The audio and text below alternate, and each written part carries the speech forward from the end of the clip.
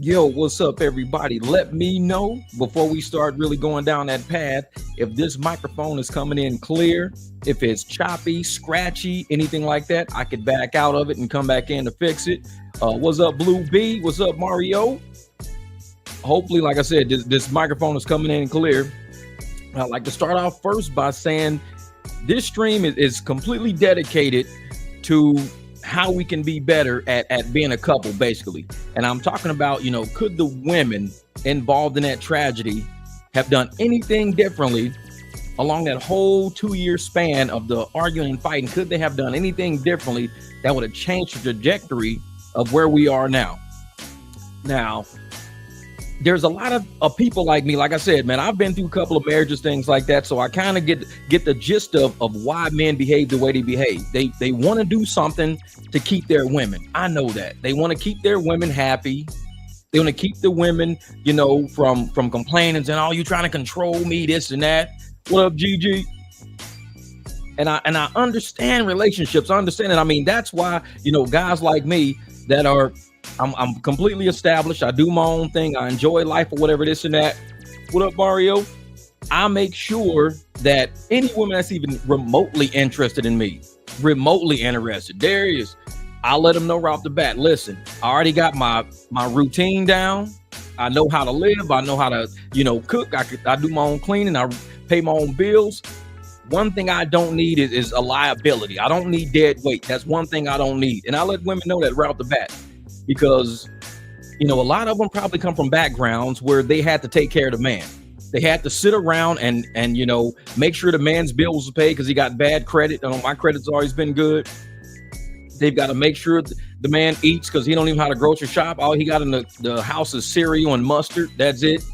So a lot of women are used to taking care of those kind of guys. Then they get with a guy who's already, driven, already got a career, already got his stuff together, everything else. What's up, Glory? She said, I'm Mario's wife. I said, look at those. I ain't got my. I've been swimming a lot. That's what it is. I've been swimming a lot. I said, when you swim, you get in shape. That's all I've been doing is swimming like 2 hours a day, trying to stay cool out here. But I just wanted to do a live stream because I think, men don't understand the gravity that a woman has in the household to keep you grounded. And we're so used to seeing, Instagram models, women who want to be socialites, women who want to be, independent, out doing crazy, whatever. I'm from the era of matriarchs. I'm from the era where the women held it down. The women planned all the family reunions. The women planned all of the Christmases. The women made sure all the kids got to church or whatever. I mean, women actually ran the show back in my day, but they did it knowing that their man was the man of the household. They did it out of respect, but the men knew enough to say, I got a woman who runs the show like a boss. I'm not going to mess it up. I'm going to keep it going clean and everything. I know I got a good woman at home. I don't need to be elsewhere. That's the era I come from. The new era, women are very replaceable because most men order DoorDash and Uber Eats. So, if your woman's not cooking for you, she's not going to keep you happy, first off. Because I say you got to take care of a man's stomach and make sure his stomach matches his mind. Once you get his mind in his stomach, you got his heart. But if you can't get these two, it's not going to work out. If you're not cooking for this dude, making sure he's eating right and everything, he's going to find a woman that does. And you're going to be upset. You're going to be like, well, why you always at her house? Like, man, she can cook. I don't know. We have great conversation over dinner. The house smells like food. I love it. I come over here, the house smell like McDonald's. You always ordering Uber Eats all the time.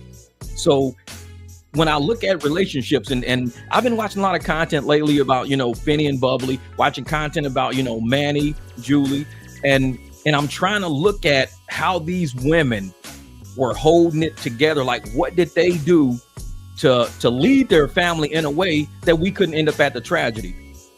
And a lot of people want to blame Julie. A lot of people want to blame Bubbly. Oh, if she never did this 2 years ago, it would have never happened. Well, if Julie would have just, not did this and she was riding with him, it would have never happened. A lot of people are putting a lot of weight on these women. But you got to think, are these the type of women that are like that? Are these true matriarchs, or are these the new level of women that we have now? Women who don't really hold a family together, women who just, they're there, they're wives. That's what they do. They've been with a man long enough. They popped out a few kids. They're wives now. That's what they do. That's what women do nowadays. And you see a lot of baby mamas out there, a lot of them, because they don't have that matriarch, that centralized desire to want to be, I'm in charge of Christmases and I'm in charge of Thanksgivings and I'm in charge of, they don't have that desire. That desire comes from having a family that you could be centralized around. But if you got kids all over the place, it's hard to centralize it when you got everybody's opinion in on your business. And men, I take that to men. I think you're to blame for that too, because don't act like you didn't meet a woman that already had 3 kids already. Don't act like you didn't. So you knew what you were doing when you got with this lady. So you kind of helped create the environment we're in right now when it comes to relationships. Yeah. Versus, hey, we can blame Julie. She did not assist the victims or call 911. Waddle, yeah. And I'm gonna say that, for the aftermath of the crime or whatever, it kind of makes, if you really wanted to do something with that crime and really you felt sorry for what was going down, you would have called 911. You would have probably turned around and at least see what happened, to assist in what happened, to see if Manny got shot or something. You would have did something different. But for Julie just to take off running, that right there tells me, I got a whole list of things that I think, men and women both could focus on, and a few things they could remove. Now, I think for the focus of, I'm gonna start at the bottom of my list, the very bottom on the focus on, and I'm looking at the respect level. Now, if you respect your man enough, let's say you respect your man enough, you respect him enough to allow him to just be a man, not really even allow him to be a man, but just to know that he's a man. Let's say that he's a man. So you don't get involved in man business. If you see your man arguing or fighting with somebody, you don't bother with it. You say, you know what? I'm gonna sit here and hold my drink, and he'll either talk it down or it'll escalate and he'll knock the dude out, but I'm not getting involved in it. That's how women used to be. And I always told people a long time ago, especially, my female friends, hey, don't date no dude that's always in bars fighting everybody, because at some point he's going to pull you in. I just tell my homeboys, don't be dating these girls out there that want you to fight everybody in the bar. You go out to have a good time. She just creating drama with everybody in the bar. She's going to be the girl that's going to get you shot. I lived in Vegas for a long time. We would always club, always be out kicking it. Whenever the girls would start acting stupid or whatever, it's time for you to go. You got to go. Because I don't like a woman in our clique or a woman in our group trying to start shit with somebody, whether it's a girl or another guy, getting all of us guys involved.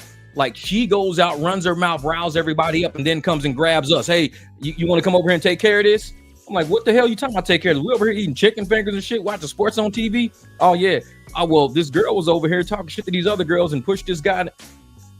Girls like that, they can't roll with us. They can't roll with us. I tell them, get rid of her, man. Get rid of her. She can't come with us. Because it's always the guys who end up getting stabbed or getting shot or getting thrown in jail. And what does the girl do? End up with a different guy until you get out, and probably even after you get out. So I would always tell people, man, do not roll with no girls like that, man. Don't bring them with us. No shit starters. We don't do that. And a lot of those girls like to brag about starting shit. Oh, yeah, I ran up on her. I shoved her. I pushed her. I'm like, what's that all about? Like, why you all hype? We looking for a sweet girl, a girl in some heels with lipstick, pretty hair and shit, nice conversation. That's what we look. I'm not looking to hang out with another dude they got a pair of titties. I'm not looking for that. I don't want somebody out here trying to fight every damn body everywhere we go. So I would always tell people, just not, but some of these dudes got zero game. They got zero game. And that's the thing. I would want to go somewhere and just enjoy myself. Take a girl with you that's going to allow you to be a man who just comes in, pulls your chair out, ask you what you want to eat, paying for the dinner, just being a man, having a great time. Being a man is not always having to fight because some girl's starting shit with everybody everywhere you go. And there are girls like that. They guys are always arguing and fighting every time they go out. So it's like, why don't you just stay home? Why don't y'all just stay home? Because every time y'all come out, it's always somebody arguing, somebody fighting, somebody doing this. That's your girl, man. Check your girl. Now, on my list here, I got a few things that says focus on, then a few things that says remove. So when I'm talking, and just like what Bert just said, after your man called 2 cases in 2 weeks, you can direct him to one of them. You're responsible too. B word.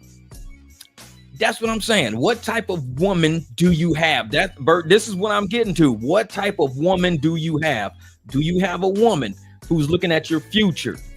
A woman who's looking at building an empire with you, having fun with you, doing something great, being, a team with you, Or do you have a woman who just wants to push you into shit, like always get you involved in shit, either knowing you getting into it and won't even slow you down and stop you? Say, hey, listen, let's just go have a nice picnic somewhere. Let's go out to, Lake Mead. Let's go take a picnic bass out to Lake Mead. We just be a couple. We just hang out, just me and you. The focus is on me and you.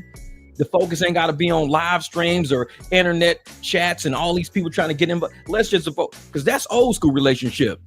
It wasn't online. It was always about the man and the woman, always about them showing each other how bonded they are. The new age is always making sure you online together to show people you're together, always taking selfies together to make sure people know you together, always commenting back and forth on each other's shit so people know you together. But then when the cameras are gone, you're arguing and fighting with each other. So it's like, it's got to be fake for the cameras because you want people to think that you're together. But then when you're not together, it's all fighting. So I'm like, you always got to work on yourself. If you're going to really do this in a relationship capacity, you got to work in the real world on it. Because if they would have worked on their relationships, all of them, all four of them, Finny, Bubbly, Manny, Julie, all of them worked on relationships in the real world and not put it on Front Street as a show for Facebook or YouTube and everything, we would have probably never got to this point because they would have been so busy taking care of each other, traveling, having fun, doing shit, not worried about impressing subs or letting subs talk to them to force them to go down a path, or subs saying, hey man, he's saying this and that about you. It would never got to that point. But you need women in your life that can keep you as the being a man, pull you away from that type of lifestyle.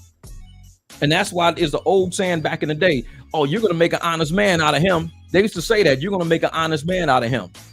Because what a woman does is she pulls a man out of that anxiety lifestyle, out of that trouble lifestyle, gets him to be more of a man. If you want to be with me, you got to be a family man. You got to be somebody who's worried about your family, not worried about yourself, your image, your ego, your fame, but worried about your family. And what is this going to do to your family? I remember Manny made a video and he was talking about how you got to prepare your family for when you go to jail, or prepare your family if you get killed. I'm like, no. And I'm listening to that video, but you can kind of tell the path that his mind was going on. He wasn't preparing for a vacation. He wasn't trying to buy an RV to park on the side of the house so they can go to Yellowstone Park. I mean, they weren't doing anything other than preparing for trouble. All the videos. And his woman sat and watched this troubled man. Like I said on here, remove. On my list, it says remove. It says anxiety. A woman has to remove that man's anxiety. If this man is out in the public and he's anxious and he's always on edge and he's always pins and needles, as a woman, what are you doing? What are you doing to pull him out of that hole? You got to get him out of that hole. So to sit and watch your man go in that hole and you're just thinking, man, we're getting a lot of views. Man, we're getting a lot of content. Man, and that's all you can think about is views and content, not really the substance of what your man is saying. He's talking about preparing you for him not to be around, either through prison or through death. At that point, that's when you grab them and you say, you know what? Let's look at investing into something fun. Let's get like an RV. Let's buy a fifth wheel. Let's buy a big ass Ram 2500 in the fifth wheel. Let's start taking trips, going camping, show people how we live life as a man and a wife. Let's buy some land out somewhere, build a small little cottage on us. Let's do something with our life. Instead of doing something with their life, that energy was allowed to just fester up. And like I said, Julie sat the whole time and watched it. She watched all this energy build up over years, watching this energy build up, watching this energy build up. And instead of being that type of woman that says, you know what, I'm going to grab you and I'm going to pull you out of that hole. I'm your woman. I'm going to pull you out of that hole because I don't need a man that's going to be sitting in prison for the rest of his life, or a man that's dead. And that's, Bubbly's aspect. I don't want to end up with a man that's dead because you feel like doing what you want to do to a guy like Manny, who everybody knows, because they keep saying it, he's not mentally there. He's not mentally stable. He's not cool. If you as a woman know that, and you know that your man is dealing with that energy and you have to pull him out of there to keep your man alive, pull him out of there to keep your man on track. That's what you have to do. And there's too many women out there watching good men end up in bad places because it takes a good woman to harness the power of a good man. If it's a bad man and you claiming you a good woman, what are you doing with that man? I mean, a good man don't end up in prison. Good men don't end up in graveyards from doing shit and creating scenarios that they almost cause themselves. Good men don't do that. So if you're a good woman, you got to match yourself up. And if you want that man bad enough, you better say, hey, I'm going to make you an honest man. I'm going to change your life. I'm going to make you an honest man. We done doing that. We're not going to be playing these games, whatever. Let's get it together. Let's create energy that people can appreciate and enjoy, not destroy. Because once you become a destructive couple, that becomes your theme. All the videos I'm seeing right now, all the videos I'm seeing of everything, it's about two destructive couples. That's all I'm saying. There's no love. There's no joy. Oh, it was so much fun. It was this. It was that. What's up, Lisa? I'm like, yeah, it was fun. It was all this. You can see it all. It was amazing and great for people who like to drink and go to bars and fight and have fun and see a lot of activity and see a bunch. Man, I'm sitting there going, why would somebody sit up there and just appreciate that and say, hey, man, why don't y'all go do something? Go show us the fountains. Go show us the lake. Go show us this. Go show us that. Go show us something different. As your subscribers, we want to see something different. If they don't say it to each other, back and forth to each other, at least be people who have energy in your soul to say, listen, you guys are better than this. Y'all are better than this. But you didn't see that because they were exactly what people expected them to be. Troublemakers, drama. That's what everybody was looking for, drama and troublemakers. So I want to make videos, especially for couples out there who are watching these two couples, one buried, the other one in a divided home right now because one will be in prison for the rest of his life. Whether or not Julie goes to jail for anything she does, that's still on the table. If the DA chooses to press charges against her, that's on the table. He may not, who knows? But I'm going to sit there and look at all the couples that are watching these couples. And I see other couples making videos about these couples. The one thing they never talk about, the never thing they're going to talk about is that they never truly supported each other with love and admiration. It was always about they were having so much fun on video. Okay, just like me as a creator, I go out and hang out with people every once in a while. Did they do any couples evenings out? Just straight, no videos, no shit for content, clicks and all that. Just straight couples nights out where everybody's just having a good time. There's a lot of times I don't post content for days because I'm hanging out with people. I'm doing things. I don't show my whole entire life with everybody. I'm out just enjoying my life, doing me. If I'm chatting with women, I'm talking to women. If we going to lunch or dinner, that's what we doing. But I'm not putting all that on the stream just to get clicks and likes because there's people you want to protect from certain people, whether it be subscribers who are just evil and anxiety type of people. You don't want to put that in front of everybody because the way this world is shaped right now, everybody with internet access, not all of them are mentally stable. They're not mentally stable people, but they got internet access. So you probably don't want to be putting all your business in front of people who are mentally unstable, looking for somebody to attack, to hate, to incite anger on. You don't want to put your life out there as a content creator. So for the couples out there I see that are actually reporting on two couples who are devastated right now, completely destroyed right now. I mean, maybe you guys' content should be focused on what their content wasn't focused on. Maybe it's time to build a channel showing that couples can appreciate, love, and enjoy each other. Showing that a couple can make travel channels, can make cooking channels, can make this is what it feels like to be in a couple. Instead of saying we're just a couple of people that we have a lot of rage and anger on all our videos. You don't want to be that again. Because again, like I said, is the woman leading that energy? If the woman is leading that energy, then the man has to step up and be a man. Say, hey, babe, you know what? I don't want to be with the girl that's always starting shit in the bar. I don't want to be with the girl that's always fighting. I don't want to be with the girl that's always in comments, antagonizing, trying to fight people. I don't want to be with that type of woman. Can we change this whole trajectory of our relationship and the energy of our relationship to be more of an actual couple? Because right now, people are just actors. That's what everybody online's an actor. You look on Facebook, you see all these smiles and laughs and jokes. Next, 2 years later, these people are divorced and they hated each other the whole time. You're like, what was all that on Facebook about? It was an act. Everybody's an actor. All of these couples online, we see couples have channels together. Next thing you know, they're split. And it's like, wait a minute, I thought you guys were great together. What happened? Oh, what happened? It's all an act. It's an act. At some point, if you were a man in a relationship, if you're a woman in a relationship, you've got to pull away from the screen and say, hey, listen, let's go out and let's just be a couple. No phones, no camera, nothing for clicks and likes. We gonna go out and me and you gonna talk. We're gonna have a good time. We're gonna dance together around a bunch of people we don't know. We're going to drink drinks that we just see on the menu, whatever. We're going to take a Uber or Lyft home or whatever, call a private driver. We're going to be a couple together. We're going to exist in this universe being exactly who we are, a man and his wife. But there are so many people who left that alone because YouTube and getting clicks and views became so important, so vital to what we do. We're willing to put our lives on the line for content now. We're willing to get killed for content. We're willing to go to prison for content now. But yet when you got with this person, you want to start a family with them. You want to have a future with them. Your future cannot be focused completely on content. You can show content of the things you do, but at least work on that core between who you are. Work on that core of a man and a woman. What does a woman do? When this man walks in the door every night, he can smell the smoke of whatever you're making in the skillet. You know, it's coming off. It's like, cool, this is great. Or the woman is coming home. Me, I like to cook. I cook for my woman. I'll be in there sizzling up some shit or whatever. She's like, damn, what you making? Oh, you know what? I got a couple of steaks out the fridge. You know, I'm got these things. I'm doing this, that. Sometimes you got to do it just to be a woman. Don't be like, hey, let's order some DoorDash because I don't got time. I got to make content. Let's order DoorDash. No, take time, make time. Say, we're going to be a couple. I want you to walk into a house that's a home, not just walls. Don't just walk in the walls that we pay for every month. Come into a home.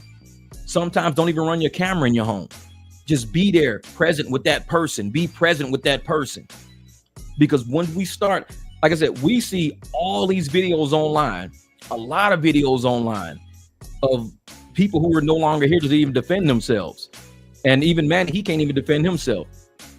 Julie, I don't really see her online trying to defend anything she's saying out there because maybe there's nothing really to say. I think these couples knew at some point they dropped the ball on who they were as a man and a wife. They dropped the ball and they became characters in this whole act. And the act took over. And the woman fell off. The man fell off. And these characters took place. And once those characters, the audience is not coming for the man and the woman and the marriage and the kids and the family. The audience is not there for that. The audience is there for the act. We came for the act. And if you keep acting out and you keep pushing that envelope further and further and further, the only thing that can end that act is tragedy. That's it. I watch a lot of BMW content because I got a BMW. There's, you know, guys out there who race. All they do is race their BMWs and they die racing. They die creating content and the cars that they build and the cars that they love. They die doing that. I don't race my car. I just add mods and shit to it and just cruising. I just like the car. I'm not going to kill myself for content just to get everybody to go, oh man, your car is fast. I know it's fast because I drive it. I don't have to prove it. I drive it every day. Like when I punch it and get on the highway, I'm already at 102 miles an hour on the ramp. I know how fast this car can go. I don't have to prove it to nobody.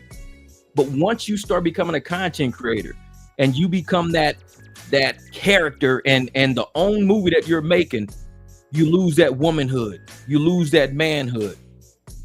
Now, if Julie would have stepped up, or even if Finny would have stepped up and said, hey, babe, listen, I know you just want to be there for me and try to get in between me and men all the time. Every time something's going on with me and a man, the first person we see running between is Bubbly.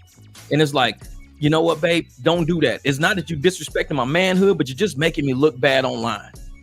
You're supposed to be the woman, the nice, dainty figure. What you want to do is go over there, hang out, chill. Let me talk to this man. I'm going to talk to this man one-on-one. You just be the woman in the situation. Let me be the man in the situation. So once you start seeing that happen, you start seeing the roles really being taken. The roles are actually being taken. The characters are falling off. I'm bubbly, I'm that. The characters are falling off. And now you start seeing the man be the man, the woman be the woman. You start seeing people take their roles. And that's how tragedies like this disappear. There shouldn't be a woman in a man's face.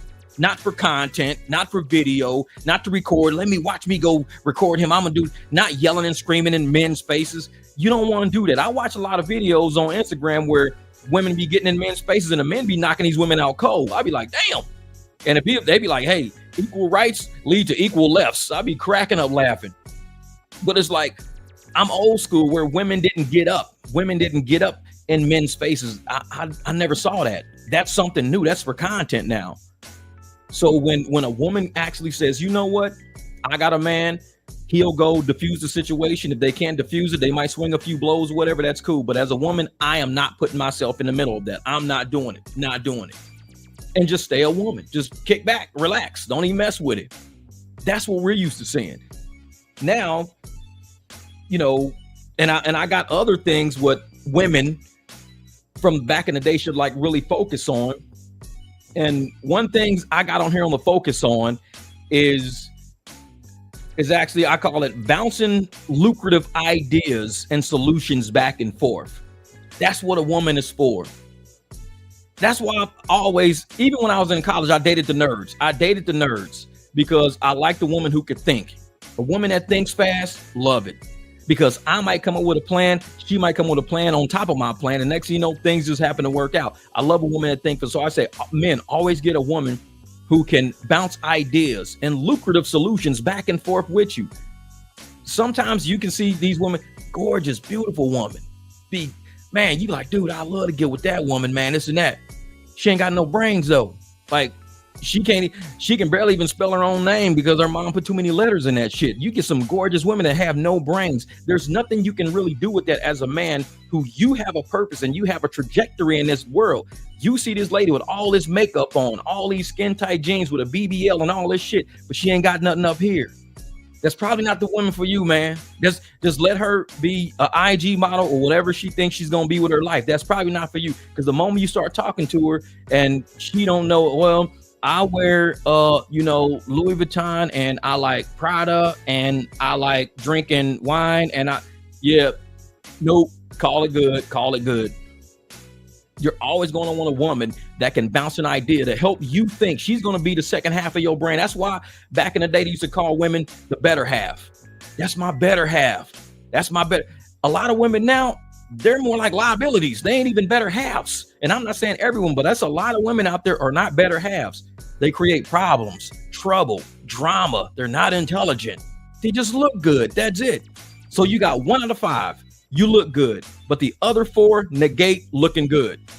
Because I'd rather take somebody who just looks okay, but is amazing at the other 4 than, oh man, she's a dime, man. She's going to win I'm like, man, fuck all that. Are you easy to look at? Cool, then let's chat. You don't need to be a goddamn, a beauty queen. You ain't got to, win a damn beauty pageant all your damn life. You ain't got to do that, but at least you ain't got to be ugly. You're easy to look at. It's cool. But there's so many people out there focused only on looks and they're not focused on the other qualities. They're only aesthetic, not focused on everything else that makes a woman a woman. Can she cook? I've been with women before that don't even know how to cook. That shit didn't work out because here I am.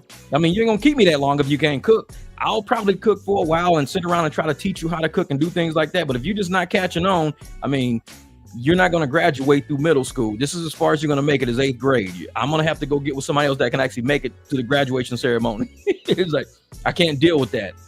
And it's not a bad thing. It's just, if you can put on makeup to make yourself look amazing, you can cook. I guarantee I can teach you how to cook. But a lot of women, they just don't have that in them. They don't even want to cook. No, I just rather order food. I like how other people food tastes. I don't want to cook. I don't want to do this. I don't want. You know what? There's people built for people like that. And if you're going to be a successful person, whether a man or a woman, you don't want to go with somebody who's done growing and they're completely comfortable lacking. You don't want to deal with that. You want somebody, like I said, who's going to bounce lucrative ideas and solutions off of you back and forth. Sometimes learning is a solution. He say ugly is loyal. These hoes ain't loyal. so edge lord, you go straight to the line, step at racism. Y'all match trash. So I'm one of those people that just say, hey, listen, if I'm interested in you, I'm interested in the whole package. I don't just care about, I've had, pretty girls that were brain dead before and that shit just wasn't no fun. It was cool for pictures, like selfies and shit like that. It's cool for that. Cool to go to a party and everybody looking like, damn, she fine. It's cool for that. Kind of makes you feel a little, but once you're back in your reality again, you're sitting with a pretty idiot. And it's like, after that, it's like, you really can't do much with it. It's like you're hoping and praying this girl is on a hard level of Candy Crush, so it keeps her ass busy for a while. You hoping like, please don't start talking to me because you get uglier the more you talk. You're an idiot. And you like, what level Candy Crush you on? 77? Like, good. She's on a hard level. Fucking play that shit all night if you can. And it's like, man, what's up? Packages, pack all that up. Yeah, exactly. And I'm like I said, as a man, I do my best to be a man. I don't just harp on women. There are a lot of men out there who, if you tell them, hey man, I got a flat tire, They would be like, well, let's call AAA. I can't tell you the last time I had to call AAA. I was probably like 16 years old when I called AAA. I mean, I can take the tire off my rims because I know how to do that. It's not hard to do it all. Once you learn how to do it, it's easy. I can take the tire off the rim, go get another tire, put it on and fill it up right there. So I don't got to patch it. I just put a whole new tire on the car sitting right where it is. People say, how the hell you do that? Because tires are made to come off the car. That's how. It's just like putting a sock on. You get it past the bead, you get the tire off, you're good to go. Put a new tire on. It's that easy. But that's me practicing my whole life on being a better man. So when I meet a woman at a certain level, I want to make sure my manhood is at that level. I don't want to be, an inadequate man, meet this woman who's way up here, and now I got to do this quick ass learning curve to catch up with her. So I'm always doing things to, like I said, I can cook, I can grocery shop, I clean, I take care of my dogs, I do everything. I do my best to make sure I'm productive with every day. I know how to categorize and structure my life to where, I don't wake up and need, instruction or supervision. If you wake up and you need instruction, you need supervision, there's things at this age you should already know. As a man, we should already know that. And I do a lot with teaching people business on my channel, which helps them put money in their pocket so they're not reliant on somebody else to pay them. And I'll say, hey, listen, if you can go out and make your own money, then you don't need to listen to nobody else tell you how to make money. You don't have to listen to Uber. You don't got to listen to Lyft. You just go out and make your own money. I go through my phone. I probably got about, I don't know how many appointments I got. 1, 2, 3, 4, 5, 6. So I got 6 appointments in my phone. The next one is in 2 days. So I got 2 free days to actually take spur of the moment appointments. Because my next alarm don't hit until Wednesday when I got to do an airport ride. So now I got an open schedule. So somebody was to call me and say, hey man, can you come pick us up tonight? I can, because my next appointment ain't till 2 days. So that's how I keep my life schedule. This is a guaranteed about $700-800 right here. So I'm not worried about that. These appointments are in my phone. This is my paycheck in my phone, already $700-800. So I just keep that there. In the meantime, I'm making money doing other things, but I teach people how to do that other than harassing people, other than beating people up, other than chasing people around. So if you just focus on making your money and you do your stuff, you're too busy to do shit outside of being a man. You're too busy to do things outside of being a woman. You're not going to be a pest on the internet. You're not going to be a pain. You're not going to be a character for content. You're going to be busy making sure your house is taken care of. That's what you got to do. I'm one of those people that I believe that we are the core of who we are, and the internet has ruined us all. The internet has made us think that we're not really human no more. We're actually like caricatures of who we should be. If you're a buff guy, start a fitness channel. I'm like, if you're a buff guy, take the damn transmission out the truck. That's what you got muscles for, so you can get that transmission back up in there. Not to walk around and try to take selfies and look pretty and shit. No, be useful, be utility. It's like having something heavy duty versus something having light duty. You got to be a heavy duty guy if you're doing heavy duty work at the house. If you want to take a trailer, you need a heavy duty truck. You don't take a trailer with a Honda Civic. So it's like, you got to go out there and just be the best man you can be. People want to sit up there. Oh man, I could just call somebody and hire somebody to do that. Guess what? You keep calling men to do things that you don't want to do as a man. Your wife is going to end up with a man one day. And you'll be like, well, why she leave me? Because she might just get with a guy who's doing everything all the time. You don't do shit. She has things she needs in her life, and you're not here for it. You always got to make a phone call to get it done. So it's like, at some point, you got to start being a man. Get back to the core of who we are. We're not characters in a video game. We're actually people. Now, when I say, could women have stopped the tragedy? I believe the right woman could have stopped it. I've been with women before. I've sat there and had beef with people. I've had to fight people, this and that. And guess what? The women stop me. Hey, listen, you got a great career. You don't lose your license. And that's back when, I don't know if Vegas still do sheriff's cards and shit like that. Now I had sheriff's cards, TAMS cards. I can get in and out of casino cages because that's what my job, going in and out of casino cages all the time. I'll lose all of that dealing with some idiots out there. So women would cool me down. Jeff, no, man, don't even worry about this dude, man. They at the end of the bar talking noise. They talking junk. They talking shit. Let's go downstairs, win some money, and get up out of here. Let's do that.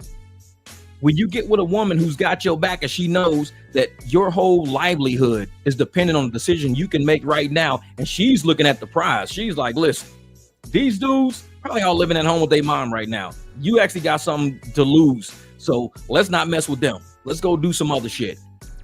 The girl ain't gonna look at you like you any less. Oh, you weak. You ain't swing on them dudes. You a punk. You ain't push that dude. You a punk. You ain't this and that. Because you do it and you end up in jail. She's gonna probably, by the time you get out of jail, she's with the guys who you was probably fighting. She's probably the girlfriend now. And you're like, wait a minute, I thought we was, oh no, you was in jail for so long. He was helping me with the kids. He helped me with some of the bills. That's the dude that sent me to jail. Yeah, we came out to actually be pretty good. We actually like each other. We actually in love. We're getting married next year. It's like, wait a minute, hold up. You're the one who got my ass sent to jail, girl. That's why I say, yeah, exactly. The best flex in life is not having a flex at all.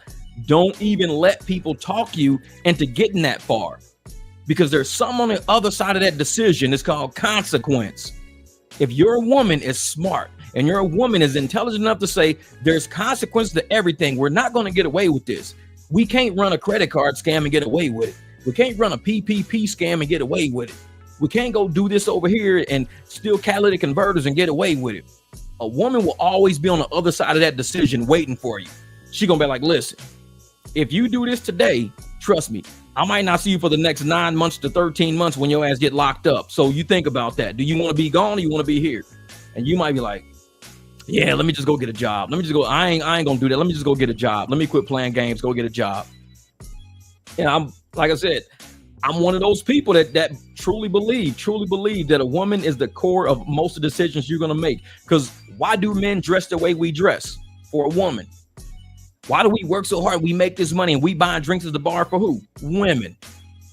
We want to impress this woman to the point where she's going to be involved in our life. So when we bring that woman into our life, make sure it is a woman that can supplement everything you're doing. She's not a liability. She ain't gonna let you go downhill. And you my man, but she's fine enough to go to prison for it. Then that's on you. If you think a girl is fine enough to go to prison for it, then knock yourself out. If you think a girl is fine enough to die for it, I mean, there's been times when I've met a girl and she had issues with her ex. Gorgeous Puerto Rican girl had issues with her ex.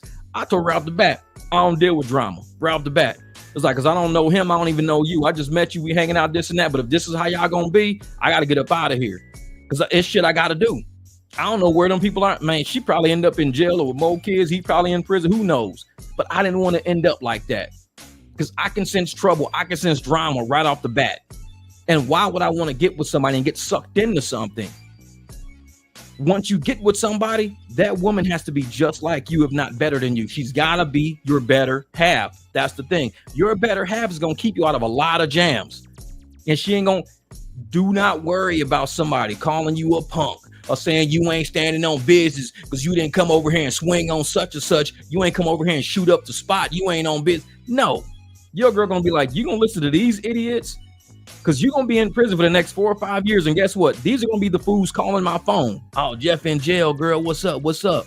What you mean, what's up? You was homeboy. Yeah. You need something. The kids need something. Man, get the fuck off my phone. This is how they end up doing you. So I tell people right off the bat, make sure the decisions you making is going to end up. What up, MZ? Thank you, vlogs, Bolo blogs. And I tell people right now, the decisions you making for the whole circle around you, everybody around you, should be saying, we trying to get somewhere. All of us trying to get somewhere. Because y'all know on this channel, I push my circle to get somewhere. And if we can all get there and we can all make money and we can all start investing in other things, having the lives we want. Like I'm talking to one of my clients, we laughing them back and forth about passports. We all got passports. So we're talking about, the next places we want to go. Those are the things we talk about. I don't talk about beating up somebody who made a comment on my Instagram yesterday and got me pissed off. That's not even on my radar. We talking about going somewhere. If I was with a girl and that girl was like, yeah, I'm gonna go over here and smack this bitch today because she said this and that, she said this on my channel. I said, just delete her, block her. That's what I would say because I'm at that level. I'm like, hey, just delete her, block her. Because it ain't no way you can hate from the top. Hating comes from the bottom. People that hate you all come from the bottom. Nobody at the top is a hater because they're busy climbing higher and higher and doing different things. The haters are at the bottom trying to pull you back down to where they are. So all the shit they saying, just block it, get rid of it. Yeah. And they're going to be mad that you blocked it because they want to pull you down. The moment you say, I ain't doing that, Now they pissed off at you. Oh, because you a punk bitch. That's why you blocking me. Because you a hate. You a mother, this and that. That's why you blocking me. No, I'm blocking you because I can't hate from the top. I can't. So I can't come down to your level and fuck with you like that. You're trying to pull me down.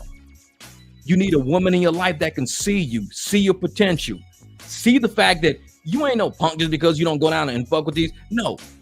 She's going in 2 years, the way y'all gonna be living, the life y'all gonna have is gonna be way different from all the people at the bottom that's still doing the dumb shit. Like a lot of people that look at all the videos, they go, we cannot believe YouTubers in their 40s out here having beef like this. And man, this shit's like kids, man. These YouTubers in their 40s. How they in their 40s out here doing this in their 40s? That's what the women should have been telling them the whole time. The women should, listen, babe, how old are you? We should be looking at our retirement in about 20 years. We should be looking at this, and this. We should be talking about buildings. How are we going to sit up there doing this? We can't hate on people. We can't spend our lives doing this shit. We in our 40s, babe. We can't. That's what the woman is for, is to make that man realize his potential. Because if that woman don't stop that man and say, babe, you can become a scientist. You can go back to law school. You can open your own mechanic shop. You can, start your barbecue. You can start a bakery. You can do whatever you want to do other than fuck with these people, because these people gonna bring you down, and you never know how low somebody's gonna bring you down until it's a funeral or until it's a court case. You never know how low somebody's gonna pull you down. Don't even let it get that far. Like I said, there's a decision. On the other side of that decision is consequence. You have to just see the decision. Your girl got to look at the decision and say, hey, this is a decision right here. What's on the other side of that? Let me put it. Shit, look like prison on the other side of that. Okay, so if it's a prison on the other side of that decision, you think you want to make that decision? Probably not. Probably not. Yeah, when you work hard for your money, you act different. That's what I'm saying. You work hard for your money, you act different. Because you don't want to lose it, man, because you spent too much time, effort, thinking of a plan to make that money. Thinking of ways to say, I want to do something legit. I want to do something to where it's a return on my investment of time, my investment of the money I've spent, my investment of the energy. I want a return on that. When you don't do that and you're just a taker, you go out and you just take from other people. That's not a true investment. You're out taking people. When you go steal something, you steal catalytic converters or whatever, you're not investing in catalytic converters. You might invest in the tools to cut that shit from up under somebody's truck, but you can use those tools to go and build something with instead of going to take it from somebody else. So you've always got to have somebody on your team. And that's why I say the man and the woman, we used to call them power couples back in the day. I don't ever hear people say that shit no more, because most of the power couples we know are fake anyways. Will Smith and Jada, power couple, fake. Everybody we see as power couples is fake. It's all illusions. The true power couple are the people that don't have social media. The true power couples are the people you will probably never hear about, but when you meet them, they go, yeah, we've been together for 26 years. Damn. Those are the true power couples. They ain't got Facebook. The true power couples don't run a YouTube channel. The true power couples are not sitting around trying to get views and likes all damn day. The true power couples ain't got to worry about their light bill being paid. They ain't got to worry about the mortgage being paid. They ain't got to worry about the car insurance being paid. They know the kids are being fed every night. They kiss their woman on the cheek. She massages her man's back every night. And you don't see none of that shit on social media. That's the true power couple right there. So if women and men aren't trying to be who they are, who are they designed to be, which is together and not a character, we're going to lose the whole structure of what it means to even be married. We see people getting married left and right all the damn time. And I'm like, look at that whole Brittany Renner shit that happened with, what's that dude? Kevin Gates. Look at that. That was a joke. That was a whole joke right there. But that's what people are. They're characters now for entertainment. Brittany Renner and Kevin Gates got together. They got this married and everything while he was still with Rika or whatever her name is. I can't remember his wife's name. Drake, whatever. So he was with her and everything. But the whole Brittany Renner thing was a joke. It was an act. Two actors acting, entertainers trying to entertain, and they weren't really in love. They weren't really a couple. They weren't really a union. It was all an act so they can get more views, likes, subscription, attraction. They want to get traction on their channels and everything. They were never going to be a power couple, ever. The true power couples are people sitting at home together, hugged up on a couch, looking at YouTube going, look at these two idiots just getting married. Look at these idiots. What up, Steve? What is it, Duck, y'all? This is Jeff Drive-By. Thank you, brother. I appreciate the super chat, my man Steve over at Rideshare Rodeo. He's over there working on some productions right now. I saw her, brother. But yeah, the true power couples are sitting at home hugging each other and saying, look at these fools on the internet. They just met like 3 weeks ago. Now they married and they getting all these views and all these likes and everything. And they doing all this content and shit. But you don't see what's happening behind closed doors. Because now Kevin Gates and Brittany Reynolds are talking about all the shit that was happening behind closed doors. And everybody's like, oh, so y'all was faking the whole time. She walking around, oh yeah, she's saying all these things on chats and all these things on live streams. It was all fake. It was all fake. That's what I'm saying. If you fake online, it's going to end up coming out because you can't be fake online for eternity. If you real online, if you real with the person you with, if they understand you, you understand them, everybody knows their place in the relationship, the marriage, or whatever, you understand. There's no limit to how far you can go. No limit. But once people start blurring that line, when men don't know what the men should do, and the women don't know what the men should do, and this and that, and everybody's overstepping each other's boundaries, nobody's giving each other true advice about the future you guys can have together and everything, guess what happens? Tragedy strikes. Either you end up with a divorce, you end up with a funeral, you end up with prison time. Tragedy always strikes. When you find your person out there, your person is going to keep you out of trouble. Your person is going to keep you on a mountaintop with you. Your person ain't going to throw you overboard and throw you in the valley. Your person won't do that to you because you chose that person chose you, and y'all got a mission together now. If you end up without your person, there's a reason how you got to that point. You got to go back and play the tape over again. You're like, how do we get to this point? Play the tape over again because you wasn't worried about your person. You wasn't worried about your husband. You wasn't worried about your life. You was probably worried about content. You're worried about friends. You're worried about homeboys. You're worried about, luxury goods. Once you get everything's all over the place, you get it all. You got to corral it, bring it all together. That's what I say. Turn all the cameras off. Turn it all off. Go have dinner together. Ride around just chatting and talking together. Come with ideas and plans. If it involves Home Depot, go to Home Depot and buy some shit. You're like, we had a plan. We're going to build a fucking pool deck. That's what we're going to do. And that's where all your energy is going now. And now you got content. You can shoot content of you guys doing whatever you do as a husband and a wife, and she's making food and you're outside working and sweating to death and cutting shit, and the dog is running off with the tools and the hats and shit, and everybody's laughing and joking. You're not around a bunch of people who truly don't care about you, but only care about the character that you are.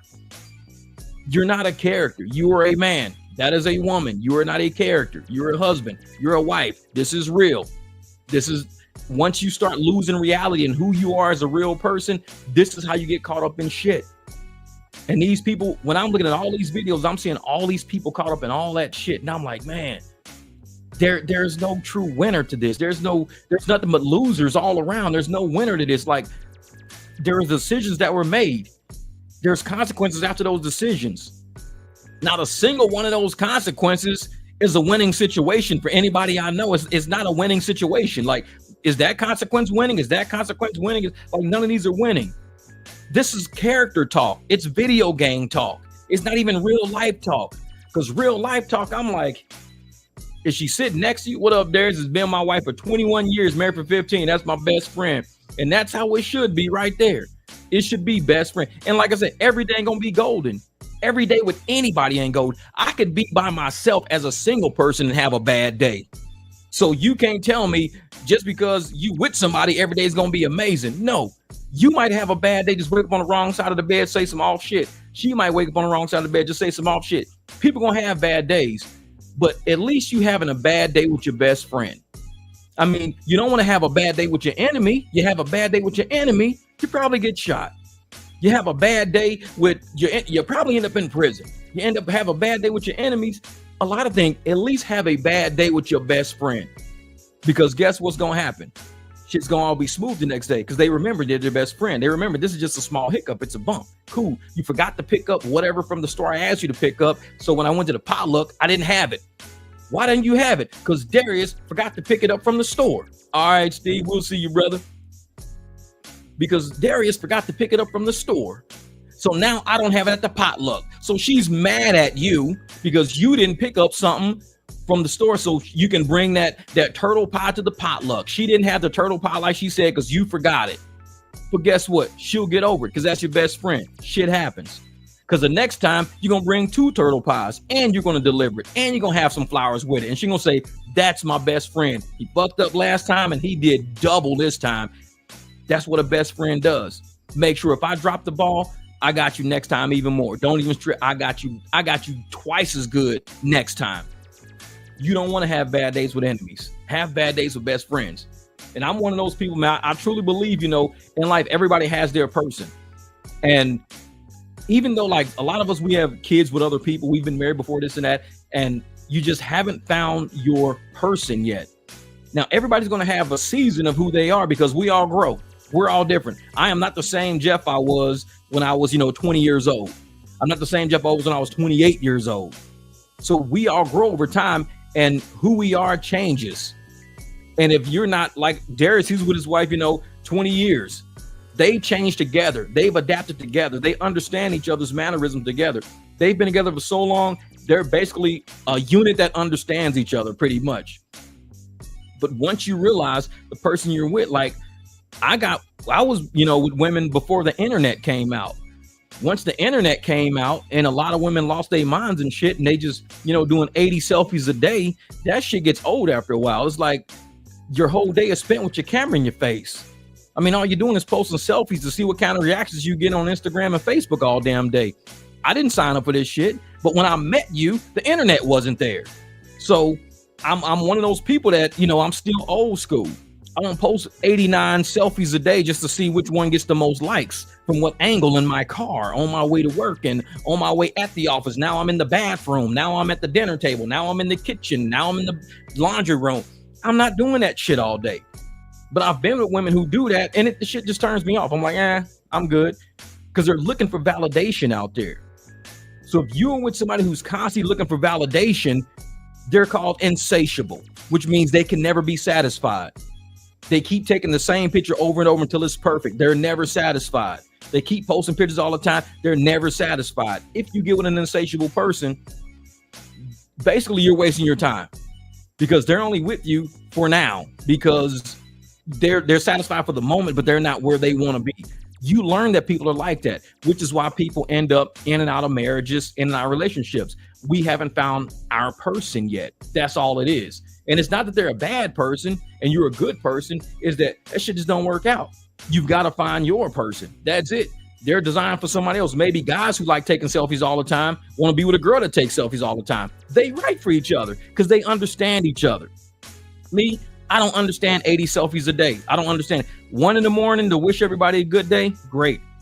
But 2, 3 an hour every time you turn around and you got to open your camera because you like the way the light is hitting your hair and you like the way the moon is hitting your face. It's like, this shit's getting old after a while. It's like, what are you looking for? It's like, man. So you kind of get over those people real fast. They become internet characters. And instead of being humans in front of you, people that you're enjoying, their brain is always stuck on the internet trying to create a new character for themselves. And you realize you're sitting in front of a character, not a person. Which is like, with Darius, him and his wife, they've been together for a long time. They don't got to sit around all day doing a million selfies. They live together. They have life together. They got kids together. They built business together. He's an entrepreneur because I know him. So she trusts, hey, you know what? If you want to buy that, go for it. If you want to put money on that, I got your back on that, because she knows he's only doing it for the betterment of the unit. He's not saying I'm going to spend all the money just so you don't spend it. I've been with girls like that. Oh, I'm going to take the money so you don't take it. I've been with, and I'm like, that's why you see me say I get rid of that shit. Because even if you take the little bit of money I had back then, imagine now, the level of money I have now, the things I could do now. If that person would still be around, they would take all my shit now. So my mom used to tell me, Jeff, that if you can't trust somebody with $10, you can't trust them with 100. A lot of people I went through when I only had $10. A lot of people I went through when I had $10 to my name. What they do, they take everything. They take the 10 out of your damn hand. Now that I got $100, they ain't around. So you got to go through shit sometimes to get rid of people, and be okay when you're going through something. Be okay when you're getting rid of people, because life is setting you up with challenges and tests. Because when you do find your person and you get your person, guess what? You've been through all the shit before. So you know how to rock with it now. You're like, oh, this is easy. I've been through this, man. This is easy. And you become self-sufficient because you relied on yourself for so long. You relied on yourself that you know how to actually, build, like I said, you learn how to build with somebody because you relied on yourself so long. You know you can carry weight because you've carried your own weight for so long. Now you got to find somebody that carries their weight. And weight is just about decisions. That's all. It's about decisions. So if I make a decision and I know it carries a lot of weight, I'm going to need you to make a decision equally as heavy as mine so we can balance it out. Because if I'm making all the heavy decisions, you ain't advising me on it, I'm going to either end up prison or dead because you're not helping me out balance the heavy side. I'm making these heavy ass decisions all the time, and you're making these easy light decisions like, do we order DoorDash from Taco Bell or we order DoorDash from In-N-Out? I mean, that's the light decision shit. When we're making life and death decisions, I need you to balance me out. You got to say, hey, this is not a good idea. You know what? I love you, been with you for a long time, but that decision is probably not a good idea. Let's go get some Taco Bell. We'll talk over some Taco Bell. All right, cool. But when you're letting people make heavy decisions on their own and you're just like, I guess so, if that's what you think, if that's what you want to do, because what does it lead to? Tragedy always leads to tragedy, which is why I said, could women have stopped the tragedy? It always goes back to that energy. Who are you sitting next to? Who's on the couch next to you? Because if she's next to you on this couch, but she's not trying to help you balance out that energy, that hate you got, you need to have love on the other side of that. You, man, I hate this dude. I'm gonna whoop his ass when I see him. I'm gonna whoop his ass when I see him. Say, babe, come on. You look attractive when you're angry. You look good when you're angry. I love it when you're angry. You like the Incredible Hulk when you're angry. You're all mad and angry. Let's go in the bedroom. So you balance that shit out. You took all of his anger and you threw some bedroom action in that shit. And you balance. I ain't even mad no more. You balance that shit out. But if you're like, oh, yeah, I'm angry, I'm pissed off at him, you're like, well, what we gonna do? We're gonna ride around, we're gonna go find his ass. I'm pissed off. Okay, let's go. Bad decision. You gotta balance that shit out. Some days when I remember times when I used to be in the garage painting motorcycles and shit, and I could like mix up a color wrong, like the color didn't match or something like that. I would have to let it dry just to sand it all back down again. And I'm like, and the women I would date at the time, especially, Jody, I would date her. She was one of those people that would just be like, let's do this, let's do that, she would take my mind off of everything because she knew when I do garage work, I get intense. I'm deep into it. And she'd be like, you know what? Let's go do this or let's do that. I'm like, all right, cool. And that girl, she was so focused on just making sure she caught me every time before I just like started destroying shit. I never tore nothing up in my garages. I wasn't the person to throw tools and bang shit up and hit shit with hammers because I always had people around me who were level. They were like me, great thinkers, level, step away from it.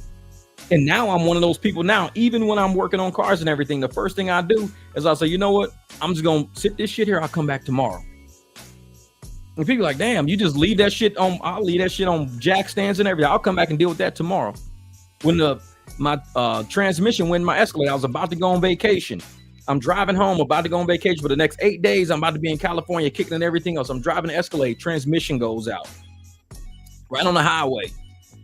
I wasn't even mad because I had already learned at that point in my life, when you blow a transmission out, park the car, go do whatever you're going to do for the next 8 days, have your fun, worry about it when you come back. The transmission will be there when you come back. Don't think about it. Don't order new parts. Don't look up shit. Park it, throw them damn keys on the counter and go to California. Do whatever you're going to do. Leave that car sitting exactly where it is. I learned how to be like that. But it was people that taught me along my path, taught me how to be like that. So now, the women I talk, they say, Jeff, you don't even care. Like, I'll say this and that. You don't even care because my mind is already somewhere else. I'm already building something. The simple things, I don't even fucking worry about. I don't even worry about it. See, I just dropped the JDM. Hell, you just dropped the motor out. Exactly, man. And that's what happens sometimes. That's what happens. You just got to say, you know what? I'll deal with it later because it's a bigger problem, a much bigger problem. So when you get with like women out there or men, when you get with a person, you got to realize, are you really like, do you have high anxiety to where shit always breaks down on you? Shit always messes up. Or are you somebody who thinks it through, can rationalize it? You don't have a hot head about situations.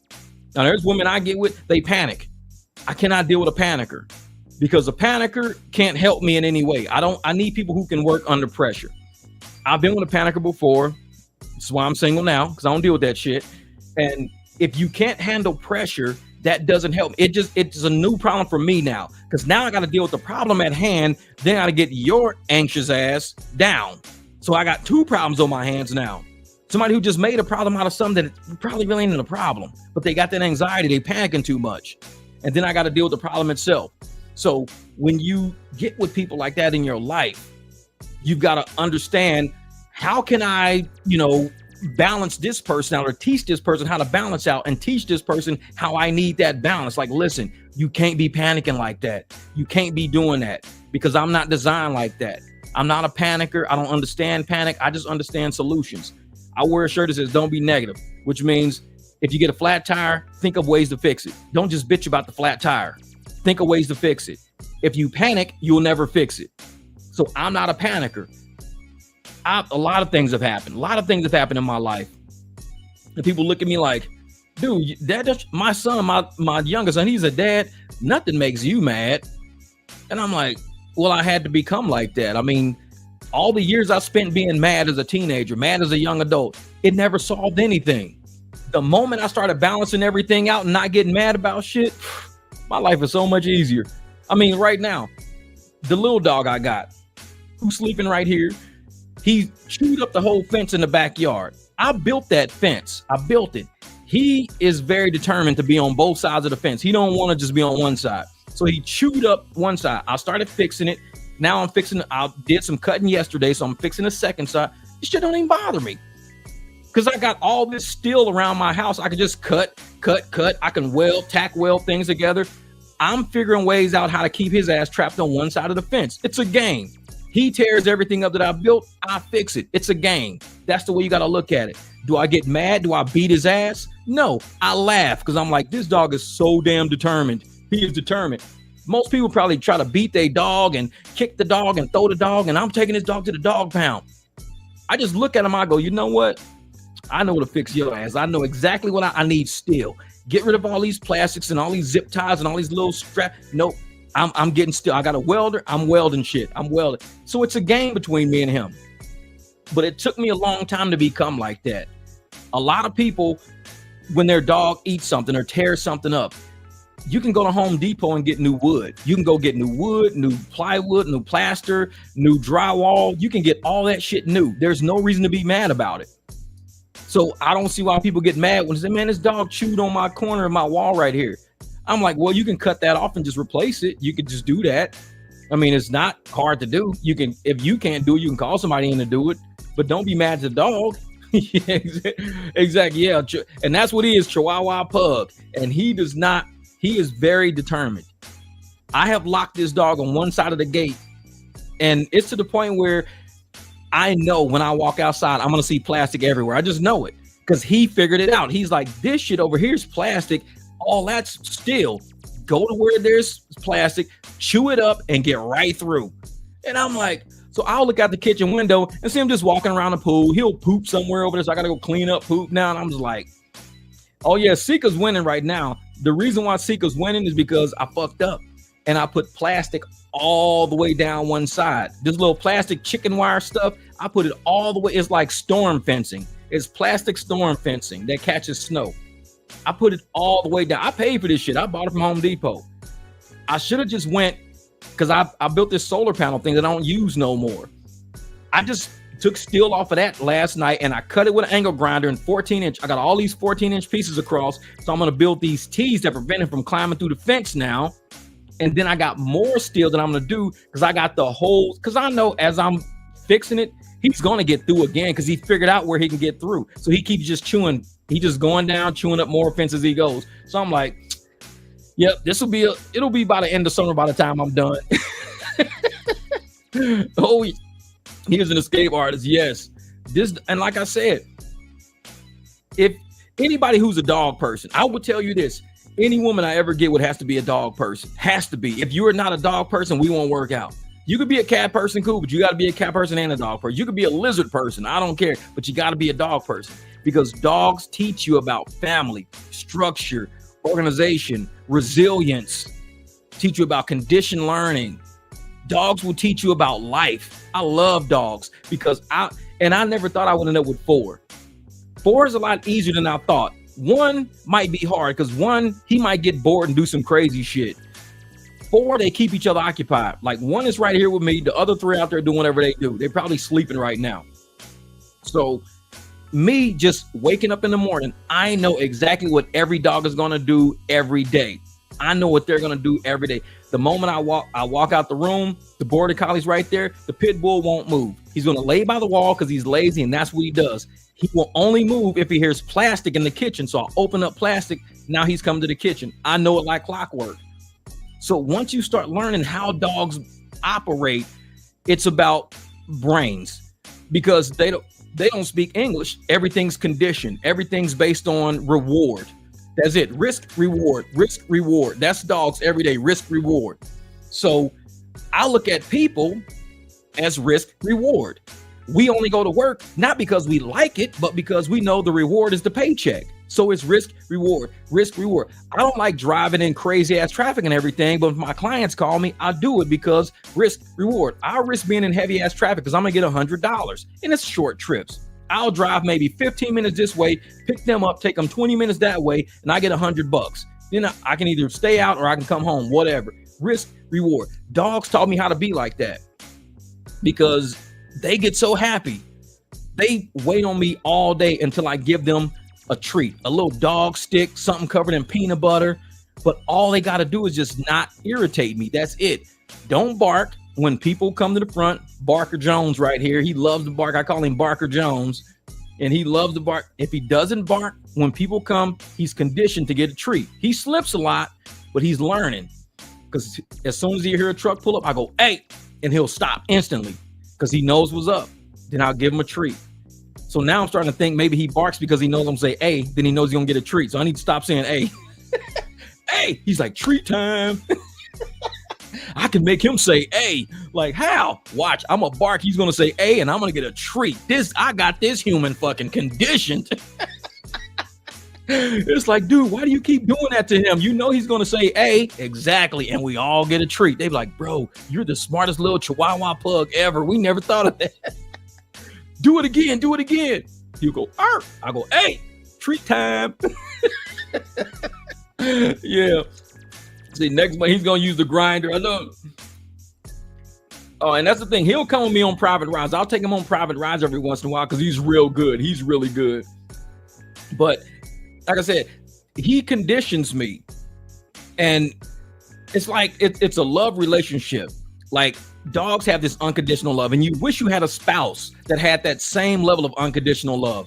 That, you know, I could forget to fill up the water. I could leave because I'm like, okay, it'll ping, I'll leave, forget to fill up the water, come back, both water bowls completely empty.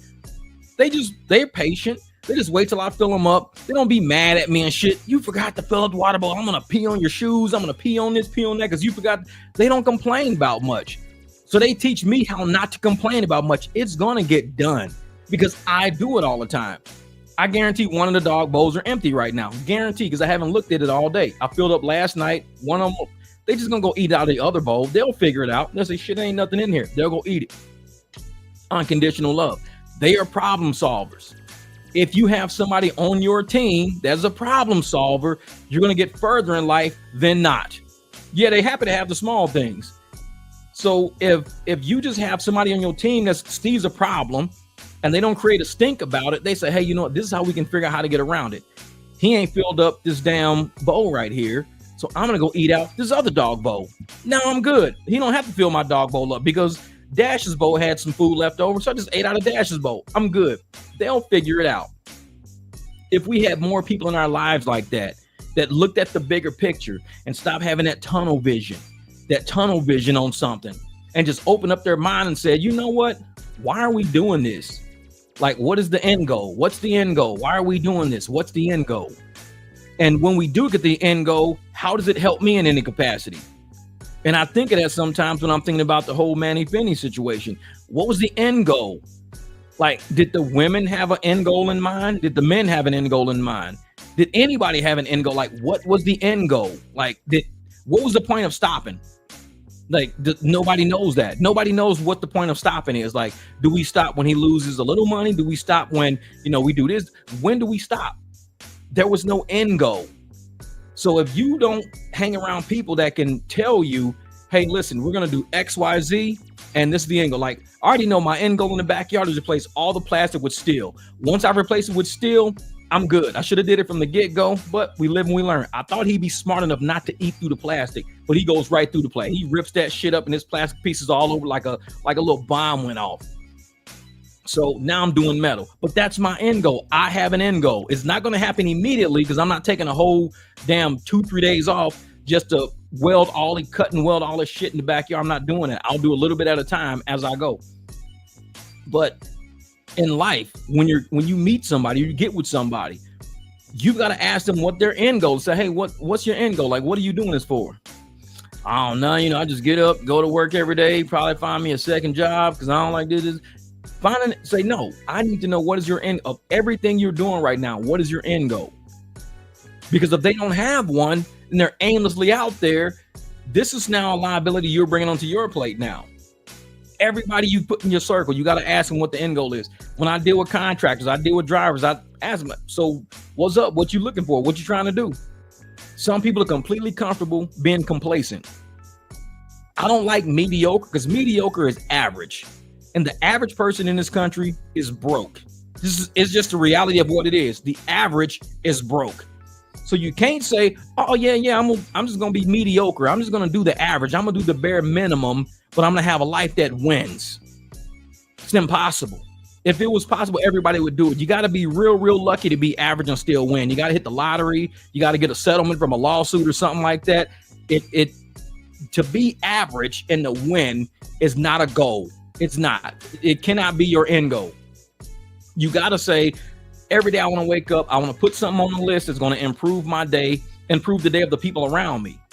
Now, that even back when I was younger, I played sports and everything like that. I might date a girl who didn't play sports. She might be a little overweight. That's cool because we have gyms. So if you want to lose weight, we go to the gym. We can stop eating fast food, stop drinking soda. There's things that we can do. So I don't really care about how much you weigh. What's your end goal? Like, do you want to weigh less? Are you comfortable with how much you weigh? No, I'm not comfortable. I have no motivation. I don't cook. I don't have a gym pass. I don't have nobody to work with me. Working out is hard. If you don't have somebody next to you to push you and to motivate you, you probably won't do it. Because it's almost like, it's not that you need that affirmation, but you just need that acknowledgement. Because like in coaching, you got to look at your watch. Okay, you got to do this in 20 seconds. All right, just do it in 20 seconds. Nope, I did it in 22. All right, we'll try it again. You need somebody always there for you to kind of encourage you to keep going because they know your potential. And when you get with somebody that knows your potential, it's almost like there are no real problems out there. The only problem is in your own head because this person is trying to help you get to your end goal if you have one. If you don't have an end goal, you got to create one. Like, I can look in my phone right now and I'll see all my grocery lists. As the week goes, as I'm going through my house, I'm adding stuff on my phone because my end goal is to not run out. I have almost 2 of everything. I got 2 laundry detergents. I got 2 fabric softeners. I got tons of ammonia because I get 2 dish detergents because I don't want to run out. So when I get down to about 1, I go buy another one. So I always have 2 because there will come a time when I will forget. Something will slip. And the moment it happens, bam, guess what? I got another one. It's right here. Boop. I forgot to buy one and I ran out, but I got another. It just happened to me with fabric softener. I was using fabric softener and I'm like, shook it. It was almost empty. Put a little water in it, poured it in the clothes, went to the cupboard, pulled out a whole brand new one. So now I got to go buy another one because now I'm on my second one. So I got to go buy another one to put it in storage now. But that's my end goal, is to have peace and always have a plan B. So I don't have to stress. There was something else recently I ran out of. I can't even think of what it was. I think it was milk because I was making cookies and shit. Now I'm there baking cookies. I had a thing of milk. So I poured the thing of milk and it was like, oh shit, it was maybe like this much left because I had some cereal or something. Had a whole nother one. And the date is still like 11, 12 days in the future. So I was like, thank you. But that's what I do. Every time I run out, I thank myself for being the way I am. Because you got to realize when you're a single person and you don't have somebody to always remind you, you don't always have somebody to help you make the decisions on logistics, what to buy, when to buy, how to buy. You got to kind of take the brain space of 2 people to run one household. You might think being single is and it's easy. I will say that it's pretty easy to be single because I don't got to deal with a second brain, especially if you think big. You don't got to deal with a second brain. But if you're always cluttered and you always too busy to take care of things, you're gonna need that second brain. So that second brain cannot be a liability. Don't make that second brain a liability because you end up in jail or in a penitentiary. You end up in a graveyard somewhere. You don't want to make that second brain a liability. So, and I say this a lot to people that I talk to on like IG or TikTok, because I have more in-depth conversations on those channels. And we talk about relationship stuff way more than we talk about here. But it's because at our age, I'm 51. I gotta let people know right off the bat, man. We have a lot of experience. When you go to a doctor, you want the doctor with the most experience. You go to the dentist, you want a dentist with the most experience. You go to a lawyer, you want the lawyer with the most experience. But for some reason, people go to start a whole relationship, a whole brand new life, and they want somebody with no experience, very little experience. It's like you don't want somebody that's got enough experience to know better. You're starting from fourth grade. You're going to start from fourth grade with this person. You got to go all the way up to senior year. It's different from getting somebody who's in the 10th grade or almost senior year. Two totally different mindsets. So I'm one of those people that look at experience like true funniest shit ever, because I drive a lot and I'm out cruising. I'm doing fun shit, everything. It's always these little girls, 25, 28 years old. How old are you? I'm like, I'm 51. Oh, man. My mom would love you. Say, if you were a little bit younger, I'd date you. And I'm thinking the whole time, ain't no way in hell I'll date you, lady. You 25. You know what I was doing at 25? Dumb shit. There's no way I would date a girl that's 25. Like, not at the age I'm at right now. I'm 28. Say, you got to be at least like 38. I'm like, I'll take 38. That's about, 13 years younger than me. 13 years young, that's cool. 38 is cool. 40 is cool. In the 40s is even better. But when you start dipping too low, I don't know, man. I got way too much experience. Like I be running mental circles around these people. And they be like, well, I didn't know. I mean, it becomes a liability at that point. It becomes a liability. So, and I've got friends in our 50s, some in our 60s. And these guys are dating girls who are like 30 years old. I look at them. I'm like, dude, good luck, bro. I don't know what to tell you, man. I just say good luck. Enjoy your day. And they always look stressed out. My homies always look stressed out because you're dating somebody that don't have no experience, man. They don't know how to let you just be a man. They want to create you, but you've already been created twice. You old as a motherfucker. You like me. You've been created twice, but yet you with somebody who's trying to create you. Like, man. Well, one homeboy, his girl always trying to dress him. I was like, dude, she wants to be your mom, dog. She don't like the way you dress. I told my girls, say, shit, if you don't like the way I dress, don't fucking look at me. I don't know what to tell you. It's like, this is just how I dress. I don't care. Well, I wish you dressed differently. Shit, I might wish some shit different about you, but you get what you get. This is what it is. I'm like, I'm not changing the way I dress with nobody. Well, you wear too many t-shirts. I'm like, and you say too many words in your sentences, motherfucker. It's just what it is. Like, you should say less words. Say yes or no. That's all I want to hear out of your mouth. But it's like, shit, I don't care. But that's my homie though. He's cool as a motherfucker. He know I be laughing at him all the time because I see him sometimes, and I tell him he dressed like a cholo sometimes. Like, man, you be dressed like a cholo and shit. And he a brother too. He's funny as hell. He be wearing khakis. I'm like, dude, we don't wear fucking khakis unless we going to play some golf, motherfucker. You were walking around in khakis at like Walmart. You like you finna go play some golf, motherfucker. You don't even play golf. Your girl got you dressing like a golf player. But he loves her. That's what he like. And he gonna give me shit about this live stream. But guess what, bro? I be telling you all the time. I be laughing at you all the time. That anytime you wear khakis and the soles of your shoes is white, you need to go play golf. You are not fucking just walking around hanging out like that all day. You need to go play golf. At least go buy some golf clubs. Make it look like you're gonna go play golf. And people say, why you dress like that, bro? My girl, she like white sole shoes and khakis. She's weird. No, she ain't weird. She probably think I'm weird all the time. Then my one homegirl, she always be like, Jeff, I'm gonna set you up with one of my friends. I said, no, don't do that. Because if your friends are anything like you, don't do that. It's like, there's a reason why I never came at you. If your friends are anything like you, don't do that. Don't even do it. I'm cool on that shit. I'm way too easy, man. Way too easy. Dude, what up, Dayton? Undercover, brother. real. That's real shit. Motherfucker, undercover brother. Hey, don't be talking shit about my homeboy.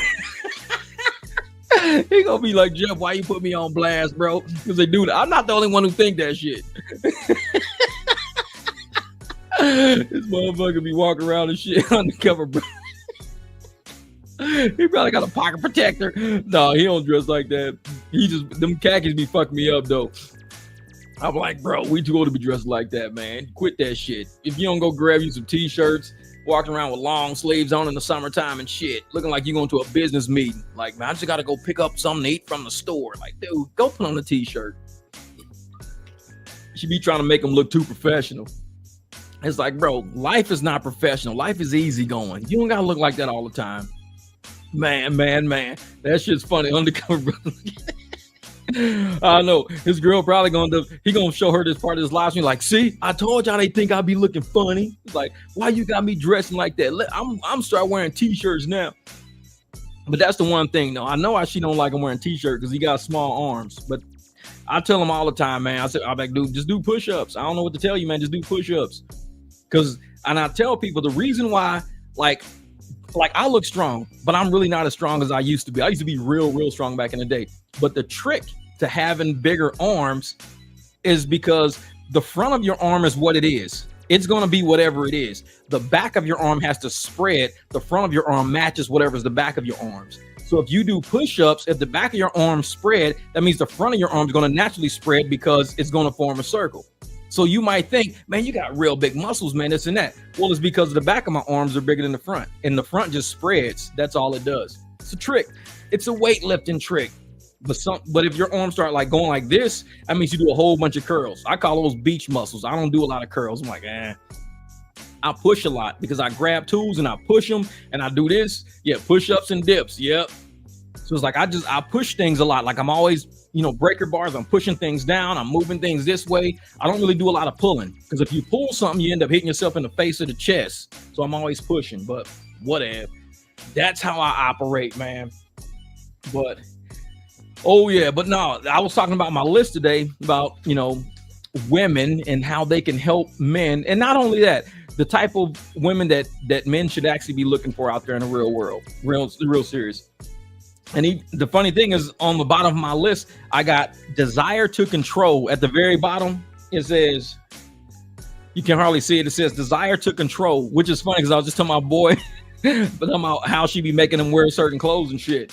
See, I couldn't deal with a woman like that. The desire to control me when I have no desire to control nobody. Like I said, if we don't get along, we don't like each other, we don't like something about each other, it's cool. 8 billion people on this planet. I'm pretty sure you're going to find somebody that you rock with like that. You don't got to force nobody onto nobody. You don't got to say, well, because a lot of dudes will do that. They like the girl, but they don't like the way she dressed. They don't like the way that she, the people she hang with. They don't like what she do for a living. Like, dude will meet a girl that's a stripper, but then want her to stop stripping. I'm like, but you met her. She's a stripper. That's what she does. If you don't like strippers, then just don't date strippers. It's that easy. I'm like, you making it too complicated. That's like me meeting a girl who's a mortician, but I don't like people that work on dead people. It's like, well, why'd you hang out with a mortician? Because I like her, man. She fine as a motherfucker, man. We cool, man. She this and that. But she a damn mortician. I got to get her a new job, bro. Why don't you just find somebody who's not a mortician? Just make it easier. And that's what kills me with these dudes who meet strippers and say, yeah, I want you to stop stripping. Why? Just don't date a stripper. Just don't even mess with her, man. It's like she doing her job. She paying her bills, doing whatever she, then just leave her alone, dog. Man, but she fine though, man. I'm like, dude, you nuts. Why would you? It don't make meeting a nurse and then telling her she can't be a nurse. Imagine that. Yeah, man, she a nurse, man. She worked too many hours though. So I'm telling her to stop being a nurse. To do what? Drive Lyft or Uber. It's like, no, that's not how it works, man. Exactly. Yeah, both have the same bankroll. There's no competition. Oh, yeah. And that's the thing, Mario. This is what's funny. My first wife, she was an accountant too. So we were both accountants. But she made way more than me because she was already at that level already. So I was never worried about how much money she made. She always made more money than me. And I was cool with that. But some people was like, man, how your girl make more money than you, man? How you? Dude, because it's the company she worked for, the office she choose to work. We have the same career title, but we don't have the same career path. She's different than me. But people used to, man, I'm like, I don't care if my girl's making more money than me. That's cool. Like shit, but don't be sitting up there trying to do some $5,000 shit telling me to come up with $2,500 because I may only be able to afford $1,500 shit. Like, hey, I'm finna do this, Jeff, and it costs $5,000. I'm gonna need half. I'll be like, you could pay $5,000 because if I had more money than you, I just paid the $5,000. Like shit, I won't even ask you for it. Nope. T-shirt and yoga pants kind of got clean up when it's time to clean up. Yeah, exactly. And that's me. Like right now, I got on swim trunks, got on my little shirt.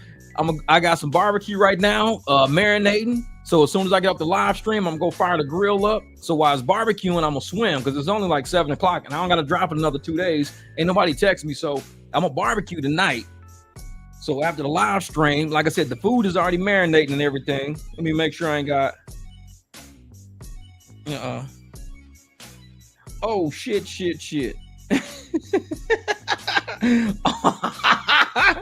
Corey, I appreciate you, bro. Corey, thank you. Your clients say, oh shit, let me see something. I'm on a live now. Okay, this is funny. Oh man. Hold up. Let me go in here real quick and find out how did this happen. Jeez. All right, here we go. Oh, how do I do this? Okay, so this is what happened. So she said, Jeff accidentally sent you a payment that was meant for Corey. So me and Corey, it was his client, but I had to do some work for her. So she paid me.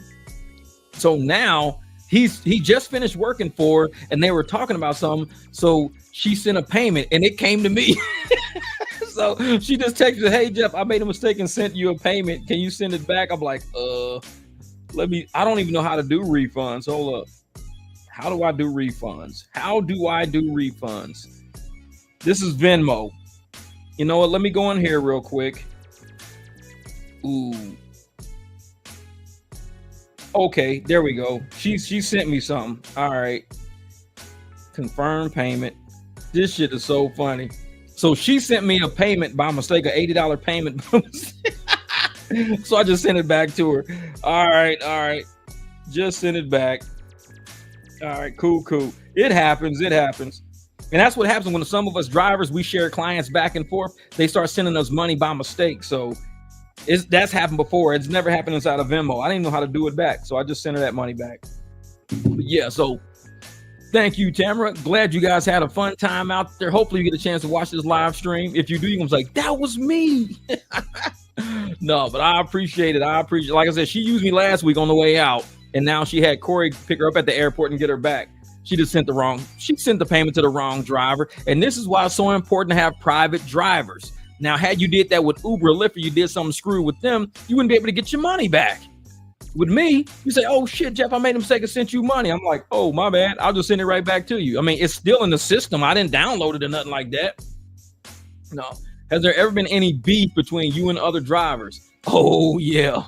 I've had beef with drivers before. I've had drivers send me emails telling me to cease and desist or they're gonna come get me because I was exposing them at the airport doing airport shit.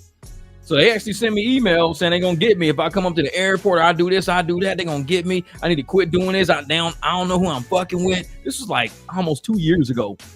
Oh, you don't know who you fucking with. You better leave this alone. You better take that video down. You better listen. The video's still up. I was like, bro, I don't know who you think I am, but I'm not that guy. Don't send me no emails, man. Don't do that shit. You're embarrassing yourself. I'm like, if you don't like the videos, you don't like this and that, you ain't gotta watch them. Ain't no problem. So they probably thought that I was gonna lash out back at them, but I told them, I said, bro, I'm a content creator. I create content. If you don't want that content, then quit doing shady shit at the airport because everybody needs to know what was going on at the airport. Then finally, Uber started cracking down on them, and now it is really not as rampant as it used to be. They still doing it, but it's not as bad as it used to be because they were doing some shady. So they didn't like me, and that's cool. It's like, I mean, if Fox News reported it, what you gonna do? Call Fox News and, hey man, y'all need to stop running that story. Don't run that story about us. Take that story off y'all. No, you won't. It's news, is information that drivers should know who are sitting up at that airport wondering why they can't get a ride for 2, 3, 4 hours. So we exposed their ass. We said, this is what they're doing. They're signal jamming. They're blocking it. So I had beef with drivers. All of them saw my videos. They all saw it. And people were like in in the comments, man, that's cartel, bro. You don't know, man. You mess with the cartel, man. That's cartel money. I'm like, well, cartel need to get the fuck off our federal property then. It's like, this ain't where they come from. This is a whole nother different country, man. It's like, we have a right to make money as independent contractors. You can't just come in and start racketeering and strong arming us from making money by running us off of our own property. You can't do that. You got to come up with a different plan. And I'm just letting them know you got to come up with a different plan. So yeah. So, sometimes not at the gym due to it being a ton of narky stuck up. I'm too good looking, beautiful, sexy than you. Good. Yeah, exactly. Now, see, that's the thing. The gym has changed now.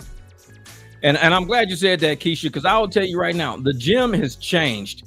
Back when I used to go, back when I used to work out all the time, people used to come to the gym to actually like work out. And we have our own little workout cliques, our own little workout groups. We'd even meet people up there, you know, they work in with us and stuff like that. Now everybody's trying to be a content creator.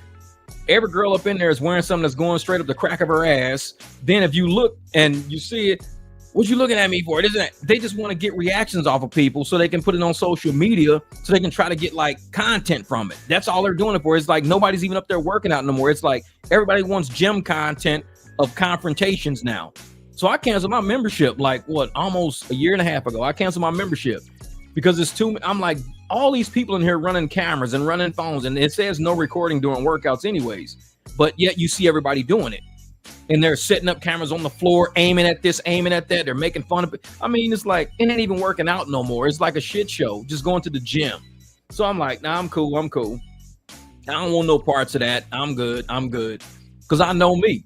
I mean, I'm going to go there. I'm going to work out. I'm going to be doing it. If a girl walk by and she looks good, I'm going to look, because naturally it's like a car going by. If a nice ass car go by, I'm going to look at the car. You can't say, hey man, stop looking at my Lambo. Like motherfuckers driving down the street. I'm just looking at it. Motherfucker, I don't want your fucking car. I'm just looking at it. That's what I do. I just look at things walking by. So what? It ain't like I'm gonna jump up. Hey. Like, man, fuck out of here. It's like if you wear, you know, spandex or whatever the hell you wearing, yoga pants, I'm gonna look at you whether you got on yoga pants or not, just because. What if you walking up with a damn handgun? You think I'm not gonna look at you because you got on yoga pants, so I'm gonna look down at the ground because you got on yoga pants, but the whole time you got a 9mm in your hand the whole time. But if they do, why didn't you look at her, man? How do you not? Man, because she had on yoga pants. I didn't want to be weird and not look at her, so I looked just down. I don't want people thinking I was looking at her. Girl, she had a 9mm pointing at you the whole damn time, and you looking at the ground like an idiot. Well, I can't look at her because she had on yoga pants. I didn't want people to think I was looking. It's like, I'll look at every fucking body. If you walk past me, I'm like this. I'm like, I'm just checking my surroundings. I'm from that era, man. It's like, always check your surroundings. Keep your head on a swivel, because you don't know who running up. They got videos online right now. Girls gunning down girls and guys on sidewalks. These girls walking around in heels and shit, heels and skirts, gunning people down. So I'm like, you think I won't look? I want to make sure you ain't one of them. Jeez, you can call me what you want. He's looking at me. I want his gym membership revoked. I'm like, yeah, I'm making sure your gym membership need to be revoked for trying to incite people to do that shit. I'm checking you out. You do something to me, I'm gonna know who did it. I'm like, that girl in the green yoga pants, she was the first one. She threw the first shot. I check people. I don't care what they say to me. Say, but you ain't gonna sit up there and try to, you know, record people. And gyms need to do that. They need to tell people right off the bat. It's cool if you playing music and, you know, you want to probably listen to a podcast while you working out. Cool. But all of this filming just to make content in the gym, it's ridiculous, man. It's just, I think anybody who's caught even filming, even posting that they filmed inside of a gym should automatically lose their gym membership. And I bet that shit will stop. It's like, dude, how'd you get your gym membership revoked? Oh, I was recording people at the gym, like laughing, having fun, and they found out. And then they just took my gym membership. I don't have a gym membership no more. Come here to work out. Quit screwing around, man. Yeah. This is my grandma said, always nothing wrong with window shopping as long as you don't stop in and make any purchases. Exactly. Just looking at the menu, man. I'm just looking at the menu. So what do you guys serve here? Hamburgers, cheeseburgers. I ain't eating here. I'm vegan. No. It's like, yes, it's a shame. I had to quit a job at Exporter Fitness a few years back in Amherst due to some outrageous characters in there, not appreciative of somebody trying to work out and help. Yeah.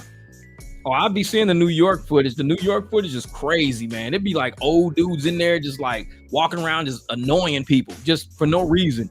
It's like people just mentally, man, they just like, man, There was a shootout in Las Vegas gym a couple of weeks ago. What? See, that's why people got to get out of these gyms, man. Get out of these gyms.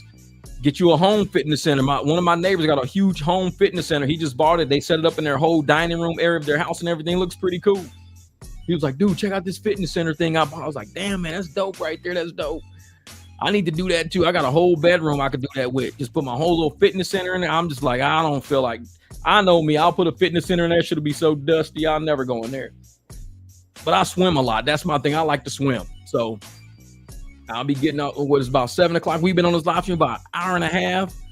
So the whole beginning, the entry of this, for people who are just getting on now that didn't know, the beginning was all about, you know, the tragedy we had and the influence, the power of influence that women have over us in relationships, especially marriages and things like that. And if your wife is mentally strong enough to see the direction of y'all life, enough to not let you make a decision that's going to have a consequence that you really don't want. Because like I said, on the back end of that decision is the consequence. You get a strong woman, she's going to be like, you know what? Maybe you shouldn't be doing that. Maybe we should be looking at something else, like maybe other options. Like we can block people, you know, we can just not deal with people, not talk. We can go do totally different content. We can do something different, start new channels. But the thing is, people get caught up, man. They get caught up in that energy, that whole circle of being a character. And when you get caught up in that character-like energy and you forget the reality of who you are. And I mean, even with that one, like subscribers, some of the subscribers are like that too, because many subs are they're trolls, and that's their whole account is just trolling. They love to get online. I see it on IG a lot. They love to be online and they love to troll ESPN or like to troll these people because they think they're funny and they want to knock people off their grind, knock people off their energy. So their whole premise of being on a channel or being on an account is just to troll people. That's it. They have nothing else to do with their day. So when you get people like that involved in your energy, involved in your circle, you got to be smart enough to not just be a character, but say, you know what, this person's energy right here. And I tell people, you got freedom of speech. Everybody has freedom of speech, but there's a time and a place for that freedom of speech. There's things that I may want to say, like, let's say I walk into somebody's wedding. I've got freedom of speech at that wedding, but maybe at that wedding, I don't want to stand up at that moment and say, hey man, last night it was so funny, man. When you was smacking Shelly in the ass, we was up in the club, you was dropping them dollars on them, making that pussy pop, man. I might not want to say that in the wedding. I know I got freedom of speech, but there's a place and a time to really say that. Maybe I should say that like with just him at a bar, like 2 weeks from now, not in the middle of the church at his weddings. And well, I thought I had free speech, man. I thought I could say what I want to say. Sometimes people just don't have that filter, that mental filter of realizing where you are. Because there's comments that I see on people, man, and I'll see what people are saying in comments. And I'm like, that's not even like a comment. That's like an attack. It's a trolling attack, not even a comment. And I'm all for freedom of speech, all for it, man. But some people, they shouldn't even have accounts. They're just not there. They're not there yet. Yeah, that trolling is not for the long haul. Nope. And there's these people, man, they're not like cognitively witted. Like I would like some people to have an IQ test, and you see the level that they got, they're probably still thinking like, you know, they're probably like 25, 30 years old, but they still thinking like a 14-year-old kid because that mental growth spurt never hit. And they never woke up to realize, even though we're online and we're here, most of us are looking for something other than drama. We don't get online looking for drama. We get online looking for a solution, looking for a debate, looking for conversation. We're looking for something different. But these people, they just, I don't know, man. They wake up and I want to attack somebody. And they sitting in their house just with their phone and their laptop just trying to attack anybody they can attack, just trolling people and attacking people. And it's a hollow existence, a very hollow existence. And it's like, man, it must really suck to be you to have that much anger and animosity and just to let it out. You just attack like random people on the internet. Makes no sense. Hey man, the mic drop. Thank you for taking the time to answer all my questions. I do wish you growth and experience, but I hope you never change your mentality on life. Yeah. And Brown, as I'm gonna tell you right now, I don't think I'll ever change because of the state of how I am. Like a lot of people don't like, they just meet me because I have a channel, whatever. But I've always in my life had levels of fame. Like When I was younger, I was always in the newspaper because I was like one of the fastest kids in the state of Missouri. So I ended up taking second in state because I fell out of the blocks and caught everybody except the last person. But I was always winning all my races. So I was always in the newspaper. Everybody knew me everywhere I went. I still dated the most average women. When I got to college, I dated the most average when I was a track star. I was in all the papers, all the magazines. I was always on the news all the time. I was at all the big meets. But I dated the most average because I'm just a nerd, man. I enjoy intelligence. And I'm from the hood, but I was never hood. I was from the hood, but people in the hood was like, you know what? You actually too smart to even fuck with us, man. It's like, we want to roll with you. We want you to come do shit with us, but man, you think like these old cats out here. You don't even think like these young dudes. You way too smart. I was making money when I was young, and people used to always follow me. I mean, I was one of the youngest people in the hood, and everybody would follow me everywhere I went because I would make money. I would buy shit, sell shit, go to junkyard. I would pay $20 to this dude to get into the junkyard, and he'd tell me for $20 I can have whatever I put in this bag. And I had a bike, a pedal bike. I gave him $20. He let me in the junkyard, whatever I put, and I would sell all that shit to people that be working on cars.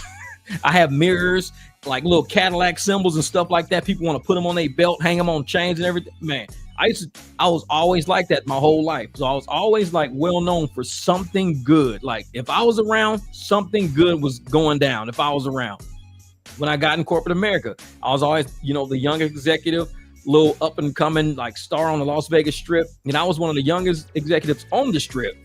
And, I used to work for Polo Tower, Caesar's Palace, MGM Resorts, worked for Bally Game and American Wagering, Stratosphere. So I've had a lot of great jobs in my career field and everything. And I never changed. Like I was always just like, I dated the most average basic girls, just live life, hang around average dudes. I was never like, oh, I'm better than everybody because of my career. Or I'm this, I'm that. Never. Even, I got social media accounts. I've got quite a few videos that have just kind of went nuts and gone. I mean, one of my videos got damn near 1 million views. 3 videos together got over 2 million views just on those 3 videos. And they're all recent. And then I got tons of them with 80,000, 100,000, but it never changes me. Like, I don't think that I'm a social media star to where it's like, oh man, I'm a social media star, bro. I get up every day and I make breakfast. After I fix breakfast, I scoop the dog shit in the backyard because with 4 dogs, you can generate a lot of shit overnight. I scoop shit out the back. Ain't no social media star scooping dog shit. That's me. So I scoop the dog shit, put it on. I spray I got all this spray. So I have no flies at my house. I spray all this fly spray all over the trash cans. I spray fly spray all over the yard so flies don't come to my yard. Then I go, I wipe my cars down, whichever car I'm gonna use. I got a big bucket of water. I wipe it. Social media stars don't do that shit. They probably got people doing that for them. I wipe all my cars down, clean the insides out, get them both prepped for the day because I might take one or the other. Don't know. Prep them. Make sure the Jeep is charged up in case I want to take the Jeep. And it's like, man, it's my day yet. It's my day. It's just how my day is. You're a social media star, bro. It hasn't dawned on you yet. No.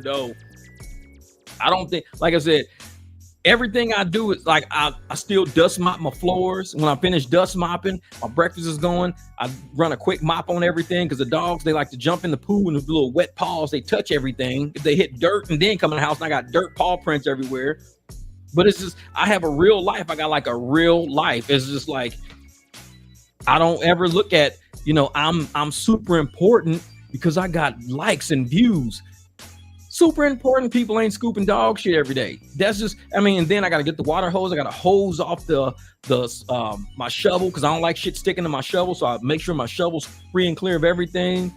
Run the pool. I clean all the shit out of the pool. I scrub the sides, make sure all the shit goes through the filter. I have the most normal life of everybody.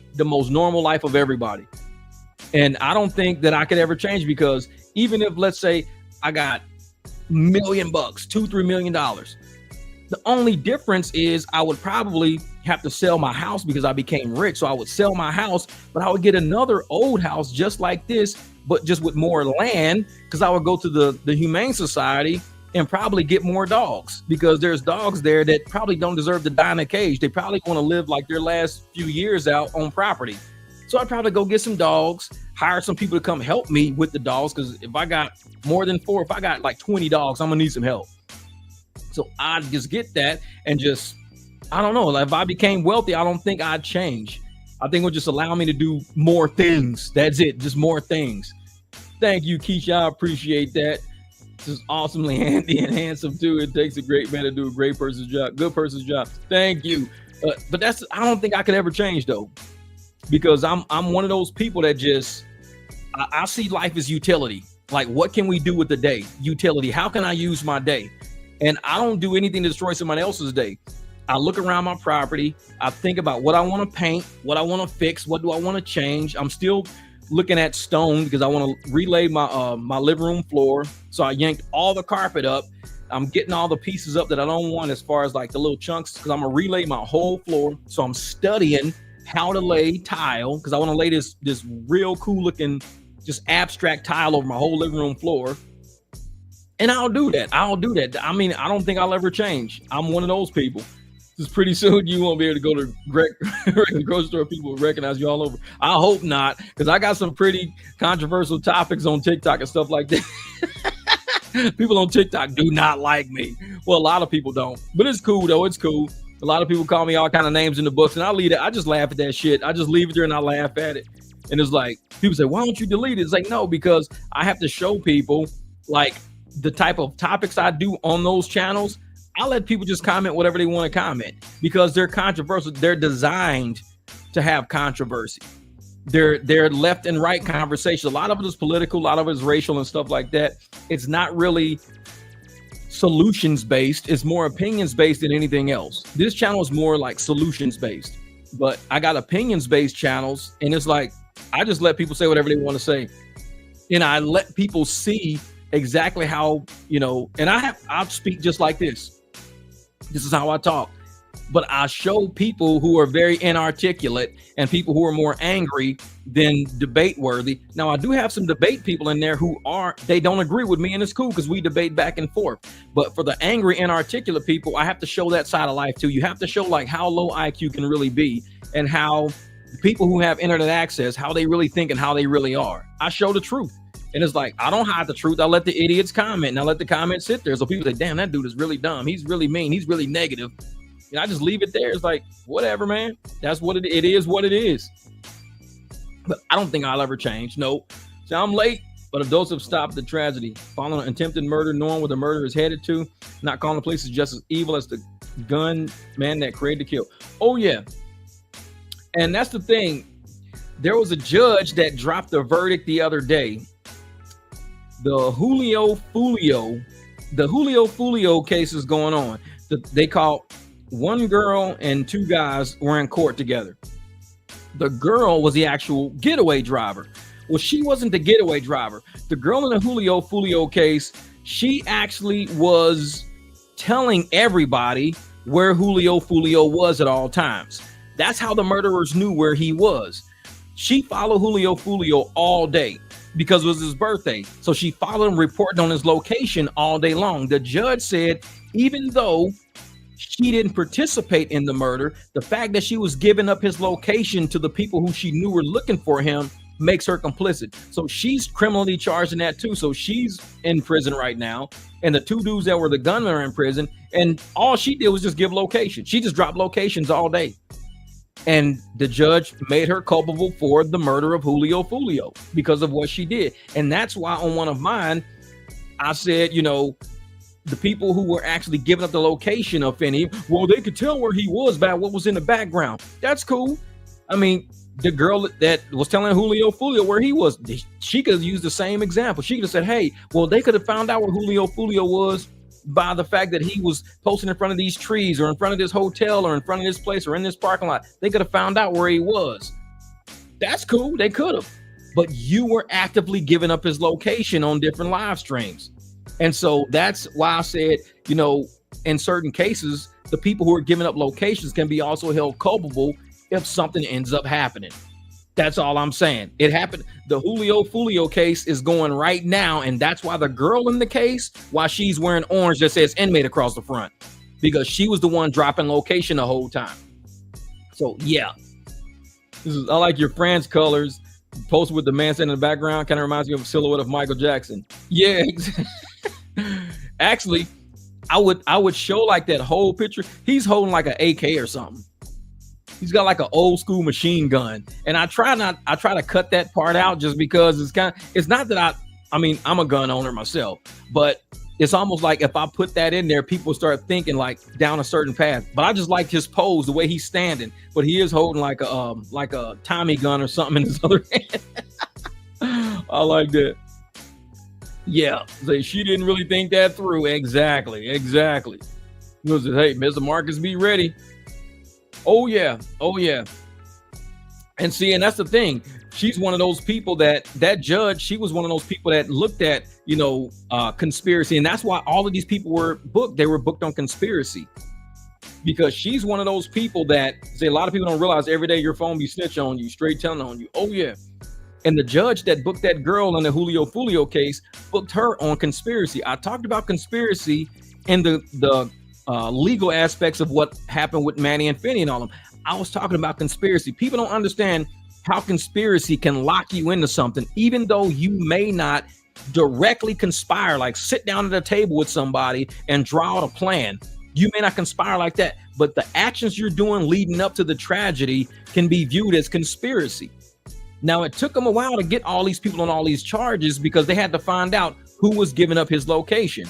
They knew who the shooters were. They got all the shooters, but then they started going after the people that was giving up the location. That's how the girl ended up in trial. Now she's in jail now. And like I said, just if you guys want to see that case, type in Julio Fulio, see exactly how it happened. It was a execution style. These guys are all gonna be serving life in prison. And the girl, I don't know if she's gonna get life or just a lot of years for giving up the location of him, but she was tracking him all day for these people, telling them where he was. Oh, we here now. We at this hotel. He throwing a party here. We finna go here now. Conspiracy. It's an umbrella. It's an umbrella. And once you trap yourself in that umbrella, they can go back through all of these live streams and look and see who was saying where Finny was. They can go back through all of them live because YouTube has all those live streams on it. We can't see them, but YouTube has them. So they're going to say, give them to the police, go through it. Oh, we need this person's name. Do you have any IP address for this person? Do you know where this person is? Do you know who the address is? They're going to have all names. So just like that girl in the Julio Fulio case with inmate across the front of her shirt now because she's in jail too, it may be people implicated in this one. We don't know. The DA has to say whether or not he wants to make those charges or not. But can the charges be made? Of course they can be. Because if you give up anybody's locations, and you know that there's beef. Now, it's one thing if somebody says, hey, Johnny, your mom's looking for you. I told her where you were. That's one thing. That's Johnny's mom. And you're saying, hey, your mom's looking for you. Cool. Give up the location. Hey, I think Johnny's at the park. He says he's going to be at the park playing basketball. Cool. No problem. She goes to the park. There's Johnny. Hey, get in. We got to go. Okay. So Johnny's done playing basketball. Giving up Johnny's location, it's no problem. But when you actively give up somebody's location, knowing that there's friction, there's beef, there's the tendency for violence, there's been violent speak back and forth, and you just giving up this person's location, look at the Julio Fulio case. That's all I got to say. Look up that Julio Fulio case, and you'll be like, damn, we did the same thing that girl did, and she's going to jail. Just giving up location. That's all she did. She ain't had nothing to do with nothing but giving up locations. That's it. So gotta be careful out there, y'all, on this internet. It's a hard world, man. It's a hard world. This dog, he done walked up on here and went to sleep. I don't know why this internet looks like it's moving super slow. Is the internet moving slow or something? Like, what the hey? Hold up. For some reason, internet like it's moving. So it says connection is unstable. If you're on Wi-Fi, try unplugging your router and moving close to it. The router is sitting right there. The hell? Yeah, we live in a new world order. All of our cell phones have cameras, all that. Yeah, it's a lag because for some reason I only got one bar up there. I don't know what that's all about. But my internet access on my computer is 5 bars, but the internet going through StreamYard is like 1. StreamYard, get your shit together. Now it went up. Now it went up to 2 bars. Come on, StreamYard, quit screwing with me, man. I'm paying for this shit. How do you feel about the family who has the funeral emotions on YouTubers now? After watching the funeral, I understand the frustration, but it will be cease and desist. What? How do you feel about the family who has had the funeral emotions on YouTubers now? What's the funeral emotions on YouTubers now? After watching the funeral, I understand the frustration, but it'll be seasons of this. What is that? The funeral emotions on YouTubers? What's that? Say, gangster. I say, unless the widescreen itself and I can't see it fully. Oh yeah. Couldn't see what he's holding. Yes, I believe that's it. Nice, Digger. And see, that's the thing. Let me turn the camera. I'll show you. Hold up.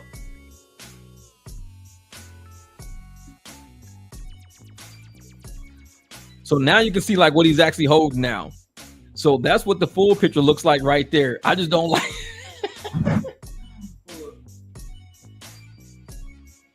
Yeah. So I just make it like that. That's all. Now, I only have one window open. That's it. I don't even have multiple windows, just one window open. But I mean, I got it running to two different streams. I got it running on this channel and my other channel at the same time. But yeah, I don't know. It's up to 2 bars now. It can only go up to 3. So it's up to 2 right now. So I don't know. Maybe it's one of the servers out here is overheating or some shit like that. Nuh-uh. Yeah. You have to watch the entire funeral. It was frustration about the subject of YouTube. One guy just basically said it's bullshit. This is the real people he grew up around. And he was angry. They want him. Yeah. Yeah. Oh, yeah. So the people that are at the funeral, that said the emotions on YouTubers now. Yeah. I said this is just the beginning. This is just the beginning. This is just the beginning right here. And there's a lot of people, see, shows, this is the thing, what I was saying. There's a lot of people that instigated, incited, and influenced exactly what happened. I believe that. And I'm the one I'm an afterthought. So I'm somebody who just got aware of the situation through the news. Once the news hit, I saw, in the city that I kind of helped build, and it's from people from a city I'm in now. And I'm like, man, even the church is not even far from my house and everything. So I'm like, man, this is crazy. So it to us, and the fact that it's YouTubers and it's families and it's beef and it's stuff like that. I'm like, damn, man, this is a tragic ass story. I feel the family because it shouldn't have went this far.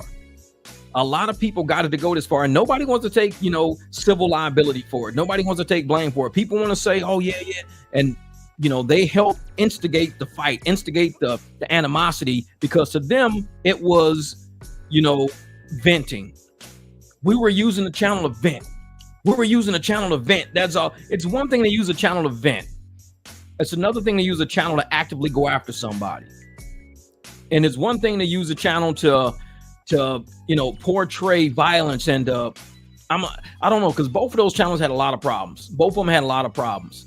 And to me, the fact that YouTube didn't even catch wind of it until after the fact, that, I don't know, maybe YouTube has some civil liability too. They got some civil liability too. Yeah, people were willing to check into the same jail Manny was at. Crazy. Yeah, I'm telling you, man, this is just the beginning. It's going to be a very sad situation, very sad situation. And that's why I think, it was smart for Julie not to give up her location or Julie not to post anything right now, because this is a tragic situation. 2 people are buried right now. There are a lot of people that are alive that are not happy about that. They will find a way to squash that pain in their heart and their stomach right now for what happened. And even if that's go after, Manny's family, they're going to try to do something. This is just the beginning right now. I think it's just the beginning. And a lot of the subscribers out there, they're fanning the flames. They're just fanning the flames more and more, because I see different channels and I don't even comment no more. I don't comment. I try to, I'll see it and I'll stay out of it, because I don't think people are trying to resolve it. People keep trying to justify left or right. They keep trying to justify left or right, instead of trying to say, this is how we can prevent it from happening in the future. If we start supporting each other differently. If you're with somebody who you think is leading you down the wrong path, lead that person. It's cool. Be like, girl, I don't want you to have me fighting people up in bars and clubs all the damn time. I'm tired of this lifestyle. I'm done with that shit. Leave her alone. Don't even mess with her no more. God's the same. If there's a guy always starting beef with people, always starting shit with people online, maybe you shouldn't want to ride around in a car with him, because he started shit with so many people online. Now you're riding around in his passenger seat. Shit might happen to you. So, and that's what we discuss on this channel, you know, solutions, resolutions, ways. So we already saw something tragic happen. We don't want it to happen again. That's the whole thing. But these channels out there, they're allowing that energy just to kettle. It's almost like, let's say we had a fire and the fire was just smoldering. It wasn't blowing flames and it was just smoldering, but somebody kept coming along, like fanning it, see if they can get it going again. They want to fan it to see if they can get it going again. Like, man, we got to get this fire going, man. This fire, this is content, man. This is a lot of views. This is a lot of likes, man. I got a lot of content. Let's fan these flames. My videos, a lot of people may not like, because I don't really fan the flames. I don't justify any of it. I just say, if we're going to end the war, end what we saw, that we have to start introspectively looking at who we are as a man, who we are as a woman, what we are as a couple. What do we view our future as? What decisions are we going to make to get to that future, versus not even thinking about the consequence of what happens if we get off track. A lot of people don't like my channel because I don't have that rhetoric. I don't got that bullshit rhetoric. The report form for YouTube and social media is also going to need to be changed. Oh yeah. Yeah, these people had kids, grandkids. Oh yeah. And it was online, man. I heard the son, Finny's son, call in saying to the police, and he was saying how he was watching a live stream with his dad on it, and his dad, he just checking to see if his dad is okay. That shit hurt me, because I got kids too, man. And to hear a son calling looking for his dad when we all know what just happened, checking up on his dad, I couldn't imagine my son's going through that. That's why none of this shit can be justified. It is not justifiable. None of this shit is justified, left or right. It's tragic. When I say tragedy, I mean that shit with every letter spelled in that word. This shit is tragic. And I don't want it to ever happen again to nobody out there. But we see people out there like, oh yeah, fuck around, find out. Oh yeah, this and it. I'm like, no, it can't be like that. It was a lot of decisions that were made. A lot of decisions that were made to get to this point, and they shouldn't even be at that point. We should still have 4 people right now making content about totally different shit. Just the subs and everybody saying, man, you know, y'all just squash that shit, man. Just leave it alone. This shit is getting stupid, man. Just leave it alone. So we gotta figure out ways to do it, because we still got a whole, 2 whole groups of people out there. Now we got the group that supported Finny and supported Manny both. We got a group that love both of them as content creators, who they don't even have a home right now, because if you go to any of these channels and say, I support, Finny and this and that, I support Manny, people just jump on you and attack you. That's why I just stopped commenting, because even when I try to come with some logical aspect of how this thing is tragic for everybody involved, there are no winners in this shit at all. No winners. There's people alive right now in Finny's family hurting right now. You tell them Finny's winning. You tell them Finny, nah, there are no winners in this shit. This is not a game. It's not rhetoric. This is real. And there's too many people with damn keyboards thinking that they're going to make it real just by typing it on the screen. No, the reality happened in real life while you sat on the screen and watched it. That's how, and they're making it seem like, oh, well, we on Finny's side. We won because we got him locked up for life. Yeah, we won. He broke. He the one who cracked. Yeah, he crashed out. We won because he crashed out. But Finny's dead though. Public's dead. Like, what do you mean you won? What's the prize? I'm like, this shit don't make no sense, man. It don't make no sense. It makes no sense. And it's sad, man, to sit and watch these channels, because they harbor that energy, and all of those people in Finny's family, all those people in Manny's family are watching all of these external players, people with keyboards and shit, sit around and play this game with them. I'm like, why are y'all doing that to these people, man? Don't do that to these people. Don't sit up there and play this game with these people. These is real life, man. Real life. And I'm like, I'm not one of those people. Hold up. Yeah, just had to turn it a little bit like that. Yeah, he crashed out. It's not a video game. Oh, exactly. Yep. Live by the sword, you die by the sword. And they say the tongue is mighty powerful. Oh, yeah. And I'm one of those people that just totally believe that, the fact that we are content creators, that we're not faceless channels. We put our face on the channel. We talk to everybody. We hang with people all the time. So we've got to be not only protected by these platforms out there, but subscribers got to realize we do have a real life. We really are driving our cars down the street. We really are at stop signs. We really are, at Walmarts and shit like that.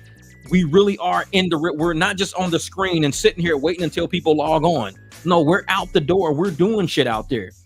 So whatever happens on these panels, it could be carried out to those streets out there. So when I see all these people online acting like this is a video game, this is just bullshit. No. These are real people's lives. They're not going to respawn one day and start making new content. They're not going to respawn. They got buried. Manny ain't never getting out of jail, ever getting out of jail. Julie might be headed there right behind him. A lot of people might be headed right behind him once the DA decides on which way they want to take this case. It could be a lot of people implicated, a lot of people rolling in. And all that's going to do is irritate people even more. As soon as the DA starts saying, okay, we're going to unravel this case, these are the people we think are culpable. These are the people criminally responsible. So we're going to go after them. But as far as civilly responsible, Finny and Manny's family can go after people for civil damages. I mean, we already looked up tort law on my channel. I looked up tort law. So they can say, hey, you know what? We want all the copies of the live streams because we want to see who's responsible for even building this fire up. Who's responsible for getting this fire this big to where it exploded like this? We want to know. And like I said, I don't make the rules up. The tort law, the rules have already been there already. Whether or not somebody wants to defend themselves and say, well, I ain't got nothing to do with it. That's your opinion. It's up to a judge to decide whether or not you got something to do with it. So you may say, I don't got nothing to do with it. Well, it's up to the judge now. And that's a hard thing to do, is to know that everything you said and everything for years, all of that stuff is logged on these websites for years.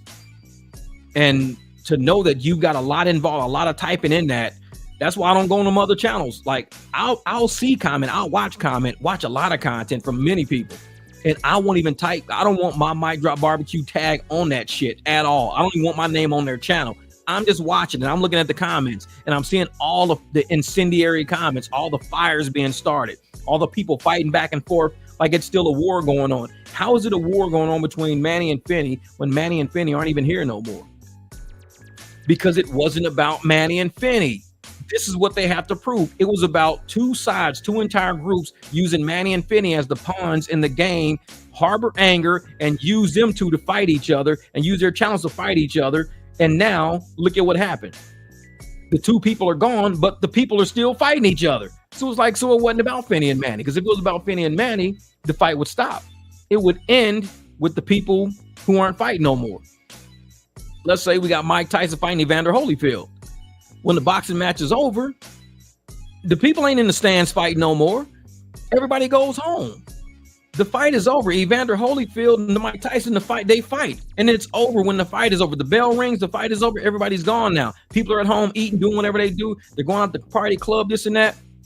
But in this instance, nobody's leaving the stadium. Everybody's still in the stadium fighting each other. So I'm like, why are people still fighting each other? Why aren't they just trying to talk this shit through? Like, why is everybody not saying, hey, man, I don't want this to happen to any other content creator. I don't want this kind of beefing and fighting back and forth and hard language going back. I don't want this shit to ruin anything else, man. I don't want this to ruin anything else. Nobody's talking like that. No, there may be 2 or 3 channels that discuss, like, I'm a channel, I talk like that. There's about 2 or 3 other channels that talk about, you know, squashing whatever animosity or flames they got coming towards each other. Hold up, I'm gonna turn this like this. There we go. But I'm one of those people that truly believe that if you can't on the internet articulate what you got to say on the internet and it's got to start going down a physical path, you probably should just get off the internet for the day. Just close that shit. Close the screen. Go, you know, drink some juice. Go eat some motherfucking Rice Krispies or something. Figure it out. But don't just sit there going into a deeper, darker hole. The more you type, you just and it just explodes. Now you want to fight somebody, you want to meet up with somebody, you're going to catch them slipping and you don't. It's getting stupid now. At that point, it's past the point of stupidity. And I'm like, why would y'all sit up there and let it get to that point? When you see that it's going down that path, just end it. Say, you know what, man, I'm getting too worked up. Because I just, as the person I am, I can sit and see it in comments, people typing shit all in the comments and everything, going back and forth in the comments. It doesn't make me want to get involved. It doesn't make me want to say, hey, you know, you wrong, man, because I don't even say shit. I just let them all keep talking. I just let them all, ain't got shit to do with me. Ooh, that open something. Yeah, but it ain't got shit to do with me. I don't even, like I said, if they start arguing, fighting, doing whatever they do, just back away from it. Don't feel that you gotta make these people, like, gotta correct them.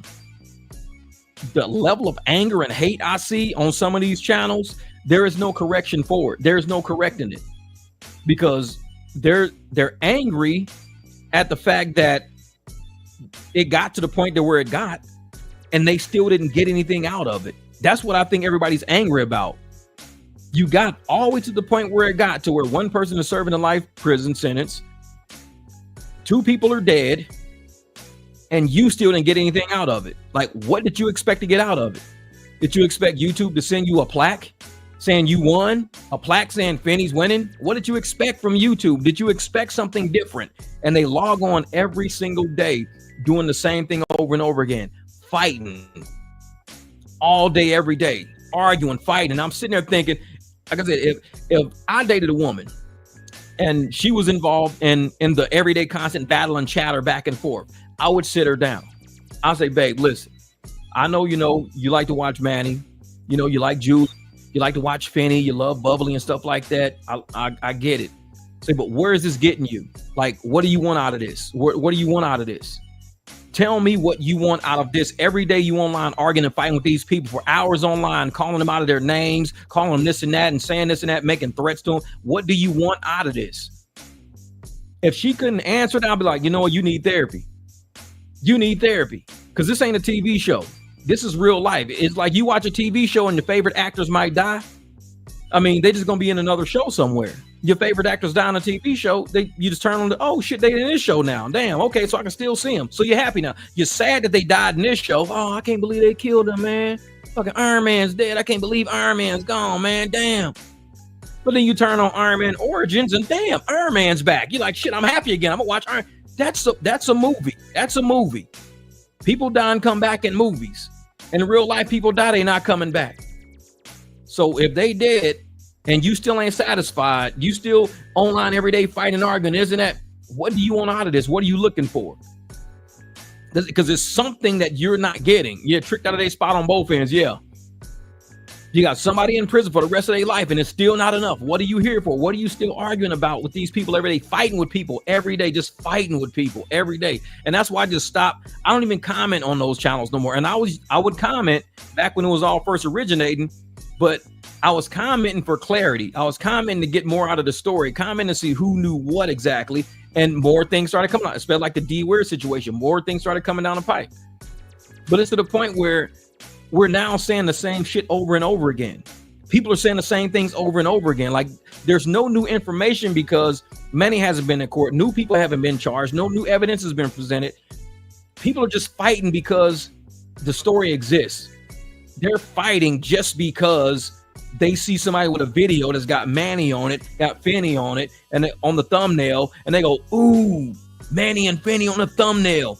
Let me go get in the comments. Yeah. Finny's winning. Yeah, Manny's an asshole. Manny's this and that. It's like, we already know this already. Tell us something we don't know. I mean, you jump online every day with the same rhetoric every day, and it's not getting you no more closer to being satisfied. You are not even close to being satisfied because you keep going over the same stuff. I'm telling people, you got to get your head out of it. You got to sit down one day and say, hey, just write on a sheet of paper what I want out of the Manny and Finny situation. If what you want out of this situation can't be achieved, then okay, then we'll talk about why not. But if what you want out of the situation has already been achieved, I just want Manny to go to jail. He's in jail. I just want Finny killed. He's dead. What else? What more do you want? What more do you want? Like, the video game should be over by now. Everybody who was commenting on those videos and live streams, they should have got out of this what they wanted. If this is not what they wanted, they should have never encouraged it. They shouldn't have been, oh, he's here. Oh, he in your city. Oh, he doing this, he doing that. Oh, this is what he's saying about you. Oh, this is what he's saying about Julie. Oh, this is what they saying about Bubbly. I mean, y'all pushed this shit to happen. What did you think was going to happen? Common sense will tell you. You keep harping on a man's money. You keep harping on a man's wife. You keep chasing people around. You keep doing this and doing that. What do you think is going to happen? Common sense should kick in at some point. If common sense ain't kicking in, exactly, that's what I'm saying. Low vibration people, low vibration. If common sense ain't kicking in, you low IQ, low vibration. If you can't even figure out what's gonna happen, you can only keep cornering somebody with stupidity and animosity over and over. You can only do that so many times before somebody breaks. They were looking for the break. Now it's broken. Everything is broken. They're still not happy. They still on every channel right now, regurgitating the same shit we already know, instead of talking about how we can get out of this. Hey man, you know what we need to do, man, so this shit don't happen again? Everybody who support Manny, everybody support Finny, we all show up, man, at the same spot, and we just have a big energy session, man. Everybody show up, and we do this for the families. We do this for both families. We show up, and we just, you know, sing a song. We sit, moment of silence. We just do something. This is where we go, man. But guaranteed, somebody is not gonna stick with the program. Somebody gonna act stupid as hell because they want to show out. They want to be the next content creator. They want to be the next important topic in this space. They're going to be stupid instead of saying, get with the program. Let's get together and let's respect these people who created all the content that we enjoyed, all the content that we love, and it ended up taking a tragic turn, and we need to now do something for the families. If we supported those creators, we can now support those families. What do we have to do to get to that point as people just all together? A lot of people supported those channels, man. A lot of people supported them. Hopefully, they're looking at supporting the families too. Hopefully, they're looking at more than just the funeral GoFundMe. Hopefully, they're saying, you know what? His kids, man, they wanted college funds or whatever. They're trying to do this and do that. Maybe there's something we could do for just the family in general, you know, help them with something. Bills that they got stacked up that ain't unpaid, that's going unpaid because of, you know, Finny and Bubba can't pay, Manny and Julie can't pay. Maybe there's something we can do. But to sit online every day arguing the same moot points over and over again, there's no fight no more. The two people who were fighting are gone. Well, the four people that were fighting, they're gone. Two married couples aren't fighting right now, but everybody else is. For what point? I don't, like I said, I stopped commenting on the shit. I don't even make videos about it no more because we have to make videos about coming out of that hole. We've got to make videos about going forward. If people can't wrap their brains around that shit, low vibration, low IQ. If you cannot wrap your brain around a tragedy just happened based on the same shit people are typing right now, you can't wrap your brain around. It's like, how far are you going to push this cart down the road? The cart's going to go over the cliff. How far are you going to keep pushing the same cart of animosity, the same cart of hate, the same cart of negativity, low vibration energy, just pushing this fucking cart down the road, and we just buried two people. And we got somebody sitting in prison right now, and you still pushing that cart, and you not thinking, maybe we should stop pushing this cart. Because look what just happened. Hey, y'all, let's stop pushing this cart for a second.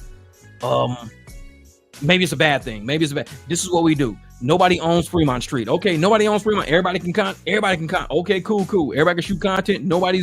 Shoot content as you wish. We don't care. There's no strikes on people. There's nobody chasing people around for content. Cool, no problem. Nobody's chasing our money and trying to stop our money flow, and nobody's harassing us, talking about our wives, and nope, none of that. We're stopping it all. It ends. That's how you pay respect to those people. You stop the war that got them deleted. You just stop that war.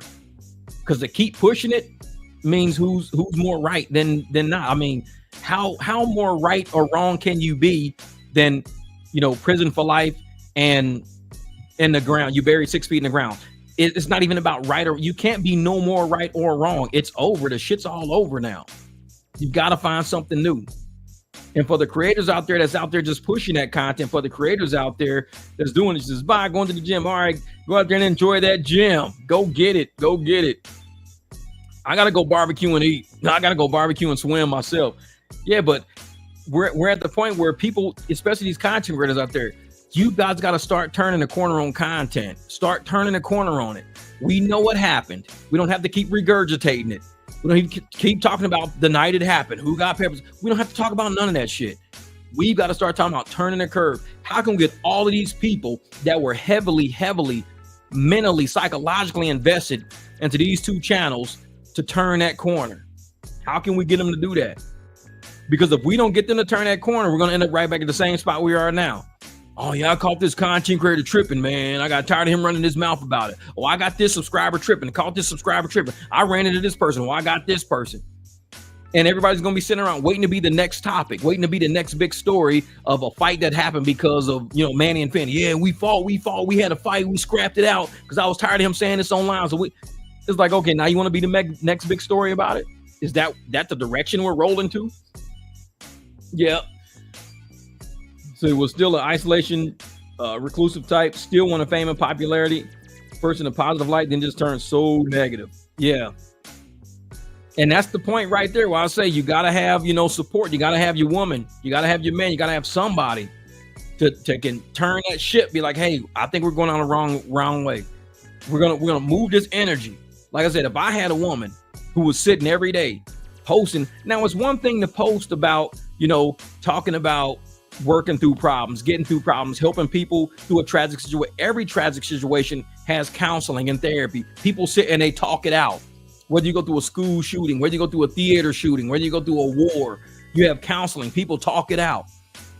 YouTube can be that counseling session for many of these people, but YouTube's not being used for counseling. It's being used to propagate more hate for a lot of these people. It makes them feel good to get online and attack other people who they felt got this situation to this point. Channels got to figure it out. They got to say, you know what? We're not using these channels no more as attack centers. You can't use my channel as ground zero for attacking other people and fighting other people. What's done is done. No, there's no adjective out there that's going to change this situation. You can call somebody the biggest asshole ever. You can call somebody the biggest jerk ever, the biggest idiot ever. It doesn't change the situation. It won't change it. So adjectives don't work. What work is a true solution. Figuring out how we're going to get people who are tragically affected by this, who are heavily involved in this, to somehow come out feeling, because like I said, it affected people. Imagine somebody you've been watching that you personally know, you've personally been dealing with, and now you look at them in prison for the rest of their life. Now you look at, that these two are dead now. I mean, this affected a lot of people. These people weren't just subscribers and followers. They were pretty much, found they were with each other, supporting people, finances supporting them, everything for years. And it got to this point. Just one day, just all ended. And now we got other channels going, oh, it's not over yet. Show's not over yet. Let's keep it going. Show's not over yet. Let's keep it going. It's like, no. The show should have been over. Should have been over when that night happened. The tragedy happened. Everybody was like, oh, shit, what happened? Everybody discussed it, talked about it. Now it's like, okay, how do we turn this tragedy into something that's mentally feasible, mentally manageable for a lot of people who are heavily involved in this, like psychologically? That's the point we're at now. The counseling, the healing part, the repair. But there's channels out there, they're not even worried about repairing, man. They're constantly feeding that monster every day. Hey, come over here. Let's fight about it. Let's talk shit about it. Let's fight about it.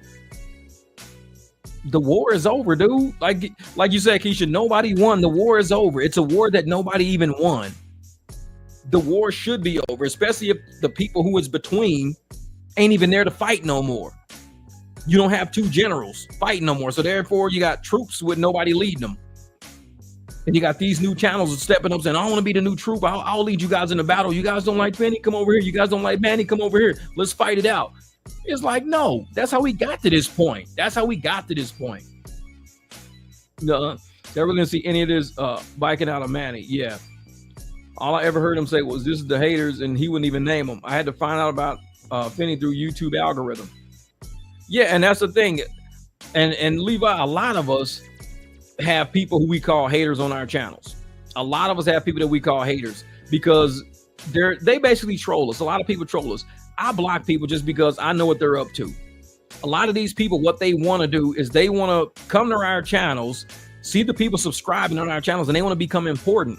So instead of just coming and going with the energy that everybody else is with, going with the flow of energy and enjoying the commentary, enjoying the content, enjoying the vibe, they want to be so opposite and negative to stand out. They call it trolling. They want to stand out. They'll go a complete 180, be on the other side of the equation. This is stupid. I think rescuing animals is stupid. Y'all shouldn't rescue animals. That's the dumbest shit ever heard. You got 4 rescues. That's stupid. You should just go buy a dog. You should this and that. I mean, they would say anything on the opposite side of the equation just to get a rise out of people because that gives them the attention that they're lacking in the world they live in. They have social media. Nobody comments on it. They got Facebook. Nobody comments on it. They got IG. Nobody comments on it. They got YouTube. Nobody even subscribes to it. They got like 4 subscribers probably. But they come to a page that got a lot of people on, a lot of activity, and they want to get involved. So what do? They stand out. They do exact opposite of what the channel is doing just to stand out. That's the game. So, like I said, some of my other channels, I allow that because they're controversial channels. They talk, politics, we talk race, we debate a lot over there. So we need both sides of the equation. Over here is more of a solution based. It's about, working on cars, working on people, working on your personal self, growth and shit like that. So they try to come over here and they try to destroy growth. If you try to destroy growth, to me, you're a weed, and I pick weeds. So I'll just go through and say, boop, blocked, pick that weed. This weed, boop, blocked, pick that weed. Because we're growing over here. If you want a garden to grow, you want a garden to flourish, you got to get rid of all the weeds. See, my other channels ain't nothing but just fields. Unmanicured fields full of shit, dirt, desert, whatever. Those are just fields. My other channel is just fields. This is a garden over here, a garden of knowledge, a garden of money. This is a garden where we grow over here. Personally, we make like I said, we make a lot of money. I just showed a video. I just made over $400 something, like $450, $460 in a matter of 3-4 hours just driving. I mean, I had my app running, but I wasn't even really driving. Then I had private money coming in too. So I probably made close over $500 just dealing with that night. But that's what we do over here. This is a garden, and we teach people how to grow, how to make money. And these people, they weeds. They keep popping up in the garden all the time. They keep popping up, and it's like, dude, you're in the wrong place. No, I'm not. Free speech, free speech. Kill that weed, pluck that weed, get them out of there. Because I got other channels for them to go on. They want to be on that channel, knock yourself out, go over there. Because that channel is just a field. I haven't even figured out what I'm going to do with that field yet. It's just a field right now that I purchased. It's land that I bought. I haven't started developing it yet. It's just land. Rocks, dirt, all kind of shit. Trees, I even cut the trees down. It's just, but this is a nice manicured garden with a lawn. We got a bench. We got a little garden house sitting there. I have manicured this channel over here. Manicured this channel. This channel was set up for a reason. When you come here, have a seat on a bench. See if you can make some money. See if you can personally grow. See what you want. If you don't want to do that, go to my field. My field is the other channel. Go over there and talk all the shit you want. I haven't started manicuring that yet. Go over there. Oh yeah. Money tree symbolizes prosperity. Oh yeah. And that's what it is. Yeah, a lot of people don't want to grow. They don't want to grow. They do not want to grow. And they'll sit there and they see other people growing. And I'm gonna tell you, Brown Eyes, this is what kills me. When people see other people growing. Me, I love that shit. I don't know, maybe because I used to be a coach. And I would see kids that didn't even know how to catch, knowing how to catch better by the end of the season or even by the end of the week. I would see people grow like that fast. Kids don't even know what a route is. Then I show them what routes are. I tell them what routes. I have them practice at home. Kids are practicing at home. By the time they come back to the next practice, it's a totally different kid in front of me now. I'm like, dude, his dad's like, yeah, we was outside catching. I taught him how to catch with his hands and not with his body all the time. So he's learned how to catch with his hands. I'm like, we're going to use that in today's game. We're going to throw you some passes in today's games. Be ready. I love when people grow. But you see some of these people out here on these channels, grown ass people, they do not like to see growth because they don't grow. They want to see you stagnant right where they are. So when they see you growing, it's hating on, they ain't there. Well, you ain't this and that, and you ain't. They don't like that because they know they ain't shit. They ain't been shit for a long time. But they see everybody taking off. When I first started this channel, like Abby Twin, when I first started this channel, how many people would say, I mean, I probably had like, by the time you joined, probably about 300-400 subs. I don't know. I had about 300-400 subs. How many people? This channel ain't gonna make it nowhere. Everybody want to start a channel and shit don't make it nowhere. You don't get monetized because you cuss too much. Your channel ain't gonna be shit. Everybody start a channel, it fizzles out. It this and that. We almost at 16,000 subs now because people really believe in the energy of this channel, and I never gave up. I still work. I still drive. I still make money. I still work on cars. I still do a lot of shit because this channel don't pay for everything I do. And I still invest my time, effort, and energy into making sure people have a place to land when they get online that ain't all about just fucking, ruining somebody's life. It's actually a channel out there that says, hey, you know what? I'm going to help you save about $600-700. Right now, I'm on one of my BMW heat thermostat videos. That's probably about a $2,000-3,000 repair. I did it for $311 because I did it myself. I posted it online. All day today, I've been going back and forth with a guy who's got to do the same repair. So me and him been going back and forth on that video. And he's like, man, thank you so much for responding quick. Thank you so much for this and that. Thank you. Because most creators on mechanic channels, they don't talk back to you. They drop a video and you never hear from them again. Get all the information out of the video. But the guy had legit questions and I'm responding. He's like, dude, thank you so much for responding. Damn, man, I appreciate you just chatting with me. It's like, bro, I created this channel for that reason. If you got questions, you see the repair online, but before you even start the repair, me and another guy was commenting with him about all the things to check because I'm like, this is a pretty intrusive repair. Make sure you check this before you do it. And the other guy's like, make sure you check this, and this before you do it. Cover all your bases before you do it. Because once you start tearing this car up, trust me, it's gonna be a while. I had my car apart for 8 days. I did my intake valves, exhaust valve, I was cleaning everything while I had that shit apart. But that's what we do though on this channel. We see people and we want to help them grow. There are people out there who are nothing but weeds on this channel, and all they want to do is, oh, we're gonna destroy this. Oh, thank you, Mario. I appreciate it, brother, for the channel. Chicago loves you, brother. Appreciate that, man. Hey, man, I'm St. Louis, man. Like I said, that Midwest love, brother. That Midwest love out there. I've been to Chicago many times, man. I've been to the Taste Chicago, Schaumburg, Naperville, man, all them places. Champaign. I've been down to SIU, Carbondale. Man, I've been all over Illinois. I know. Got 4 dogs, rescued them all. Exactly. And that's what it is. Some people come to this channel and they see people actually growing. And they say, we can't allow these people to grow, man, because I ain't growing. I get online every day and my life is still shitty. I mean, I'm running the risk of being, deactivated off the app. I'm running the risk of being evicted out of my apartment. My car finna get repossessed. I can't let these people, enjoy life. No, I can't do that. It's like, no, this channel, we about growth. Even on days, there's been days that I've had horrible days. And I'm still like, hopefully everybody out there had a better day. And I'll tell you how bad my day went and how tomorrow's going to be better and how I plan on tomorrow being better. And everybody talks about how great their day went, and them talking about how great their day went on my shitty day gives me hope that a better day is going to be out there. It ain't even bragging. When I say, man, I think I made probably like $100 a day. Oh, Jeff, man, I had a $600 day today. Oh, man, I had a client. I had $340 on 2 trips. Man, Jeff, man, you got your ass kicked. I said, yeah, I did. I got beat up today, man. But them having great days gives me hope that my tomorrow can be like their today. So I'm like, tell me all your good stories, man. Fill me up with some good stories. I had a shitty day, man. Tell me some good stories, man. Oh, bro, I did this, I did that. I got 2 new clients today. Because I know tomorrow my day is going to be like that. A lot of people out there, they don't like hearing how great. No, man, you just brag and you. No, it's not bragging. I need some pick me up sometimes. I be having some shitty days and I need somebody with a good day to tell me how good their day went. You ain't got to agree with me. If your day was shitty like mine, then I know that I'm not just one. If it's a Jeff, man, I'm with you, man. I had a shitty day today too. So I said, yeah, me too, man. I just stopped driving. It was horrible, man. It was garbage. Did somebody else come up and say, hey, man, I actually made $600 a day. How? What you do? Well, I went here, there, and I had 2 privates and this and that. Cool. And it lets us know, dude, we all might have had a shitty day, but we got somebody who's actually shining right now. So, hey, tomorrow, let's let our day shine tomorrow, man.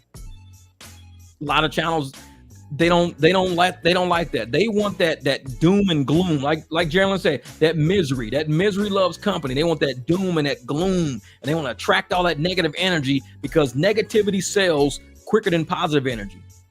But with positive people, you don't gotta sell them nothing because we just busy doing what we do. I'm looking at all these people. They say, I can't afford eggs. I heard that shit for, past year. I can't even afford eggs no more. I can't afford eggs. I'm like, then buy a chicken. I'm like, you can solve your problem by buying a chicken. Go find somebody that owns a chicken and buy eggs off of them. There's real ways to get over. You can't just sit around, I can't even afford eggs. While they was complaining about affording eggs, I'm out buying steaks, shrimp. I'm buying everything I can afford. Because if I can't afford eggs, because eggs like damn near triple in fucking price. And I wasn't buying eggs like that. But shrimp stayed the same price. So I started eating more shrimp. It's like, shit, why am I arguing about eggs? All the meats, all the steaks and everything. I got a whole freezer full of ribs and steaks. Huge rack of ribs was like $16. A whole carton of eggs was like 30. So I'm like, man, eggs is going nuts right now. So I could buy 2 racks of ribs instead of getting 1 carton of 60-count eggs. So I stopped complaining about eggs and started buying shit that I could afford. But some people like to sit there. I can't afford no eggs. I'm going to buy some shit you can. I started buying more milk, buying more cereal, started eating cereal and milk because I never eat cereal and milk. But I started buying more milk and cereal because milk went through the floor. I'm like, well, shit, milk is dirt cheap now. So I started buying more milk, baking more cookies, eating more cereal. So why am I sitting around talking about, I can't even afford eggs. Eggs is too high. And then stop fucking buying them. That's what I did. I just stopped buying them. I can't tell you the last time I even bought bacon. I got these metal cans, and these metal cans got my bacon grease in it because I use bacon grease to make my pancakes. Now I'm on probably my last 2 tins. I had about 5 tins of bacon grease. You only need so much bacon grease when you're making your pancakes because it makes the edge of your pancakes real crispy, real good. So I had all of that on my pan. I used to use bacon and just put all the bacon grease into my tins because it filters as it goes into the tin. I stopped buying bacon, probably about a year ago, 2 years ago. I don't even know. I stopped buying because it got too expensive. I buy 3 pounds of bacon at a time. This shit was getting too expensive. So I said, well, luckily I got all this bacon grease saved up. So I can just keep making pancakes. They're just bacon flavored pancakes now. But I said, at least I'm gonna keep making pancakes. I don't complain about the price of shit. If I can't afford some, I live within my means. I just go the other way. Bacon costs too much. Guess what? Stop buying bacon. Damn, gas is too high. Guess what? Stop driving that damn much. Eggs cost too much. Go buy some shrimp. I mean, there's always a way around it. But you got people out here who they just see the negative in shit. I'm walking through the grocery store, finding shit. I found some deep dish Detroit style pizzas that I started buying. And I only started buying them because other shit was too high. So I was like, it starts helping you look for other stuff. You go, oh shit, this is too expensive. Guess what? They got this Detroit style deep dish pizza, Motown style pizza, whatever. So I started buying 2 of those at a time. That carried me through the expensive egg period. Because why am I paying $30-something for a carton of eggs that only costs like $14 when I could just buy, 3 of these pizzas, and each pizza is like $7 a piece. I could buy 3-4 of these pizzas and I'm good, man. A pizza could last me 2-3 days. You have to outthink all the negative energy that's coming your way, because they're gonna throw all that negative energy at you and they expect you to latch on. Eggs is expensive. Yeah, it is. I can't afford this. I'm gonna keep buying them. I'm gonna keep going broke. Why don't you just say, hey, you know what? If eggs is expensive, do this instead. Always have a solution for these people. And some people say that there's a group out there. They have, for every solution you have, they have a problem. For every solution you create, they got a problem for it. If you say, hey, go do this, but what about this? Then do this, but then what about this? Then go do that, but then what about it? They gonna have a problem for every solution you come up with.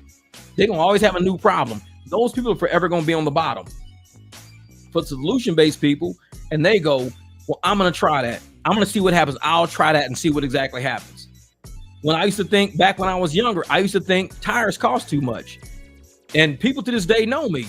In my garage, I have a tire machine. I got a balancer. I got a tire mounting machine and everything. Because when tires was costing too much a long time ago, I went and bought a tire machine. I didn't complain about the price of tires no more. I just went and bought a tire machine. What the fuck am I going to complain for? Because the price of tires will never change. So I just went, I bought a tire machine. I bolted it to my floor. I started installing my own tires. Balancer, I got wheel weights, everything, all in my garage. So all my cars never go to a tire shop. I do all my tires in my own garage right here at my house. My Jeep tires, I did them right here. All my Jeep tires have been done in my house. My truck tires, Escalade, everything, BMW tires, everything's done in my house. Because if I think something costs too much, think of a solution to it. Why am I complaining about the price of tires? So I said, well, how do you work on? So I started looking up how to change a tire. Oh shit, so I just got to go buy. 2013 was the first tire machine I ever bought. 2013. It's 2025 now. I've had about 3 tire machines now. Because every time I'll move, sometimes I just leave the tire machine there, leave it bolted to the garage floor. This one I got it to where I can actually take it out of the floor because of how I got it set up. Let's see something. Let me see something. That's one of my clients calling right now. Oh, I have to hold up for a second. Hey, what's up, Lord? Hello? Hey, what's good? Hey, it's Lori, limo driver girl. What's good? I'm on a live stream right now, so you talking to like 50 people. Hello, 50 people. No. Oh, man. Well, I was going to ask if you're available right now. Okay, like what are you doing right now? I'm driving to the yard. I'm like 20 minutes away, though. That's too short notice, huh? No, 20 minutes is good. I have to bring the BMW, though. That's fine. I just, I don't want to be there at dark by myself, so I have to get home. All right, cool. Yeah, because I was just about to get out the live stream in a second anyway, because I've been on for like 2 hours and 40 minutes. So, and actually I'm about to barbecue. 50 people that had their time. So she said, you guys have had your time. Had your time. Exactly. Stay tuned. No, that's funny. No, so that's what I'll do. So what I'll do, by the time you get back to the yard, and drop that truck off or whatever, I should be there because I'm only, like I said, probably 8-10 minutes. I'll take the Beamer and I'll probably be there before you do if a train's not there again. If you get off on Jefferson, you'll avoid the train completely. True. That's up to you. Yep. That's up to you. Well, usually, yeah, I just take 24th. It's just a lot quicker. I'll see. Okay. Yep. All right. So I'll be there. Like it's 8 o'clock right now. I'll be there by about 8:20. Perfect. All right. Sounds good. Thank you. All right. I'll see you later. All right. Okay. Now that was one of my clients there, Lori. So she's about to drop off one of the trucks. Thing is, her car is in the shop right now. She's a black SUV driver. So she drives black SUVs. She's dropping off she drops the big Escalades, the big Chevys and all that. She works for a company. So she's about to drop a truck off at the yard. So once she drops truck at the yard, usually I take my black SUV to their yard and pick them up, but I haven't wiped my truck off today. The Beamer is clean. So I got to go shoot her over there with the Beamer. And she's cool. She pays me a fair amount. It's pretty fair. But this is what we do. We help each other out.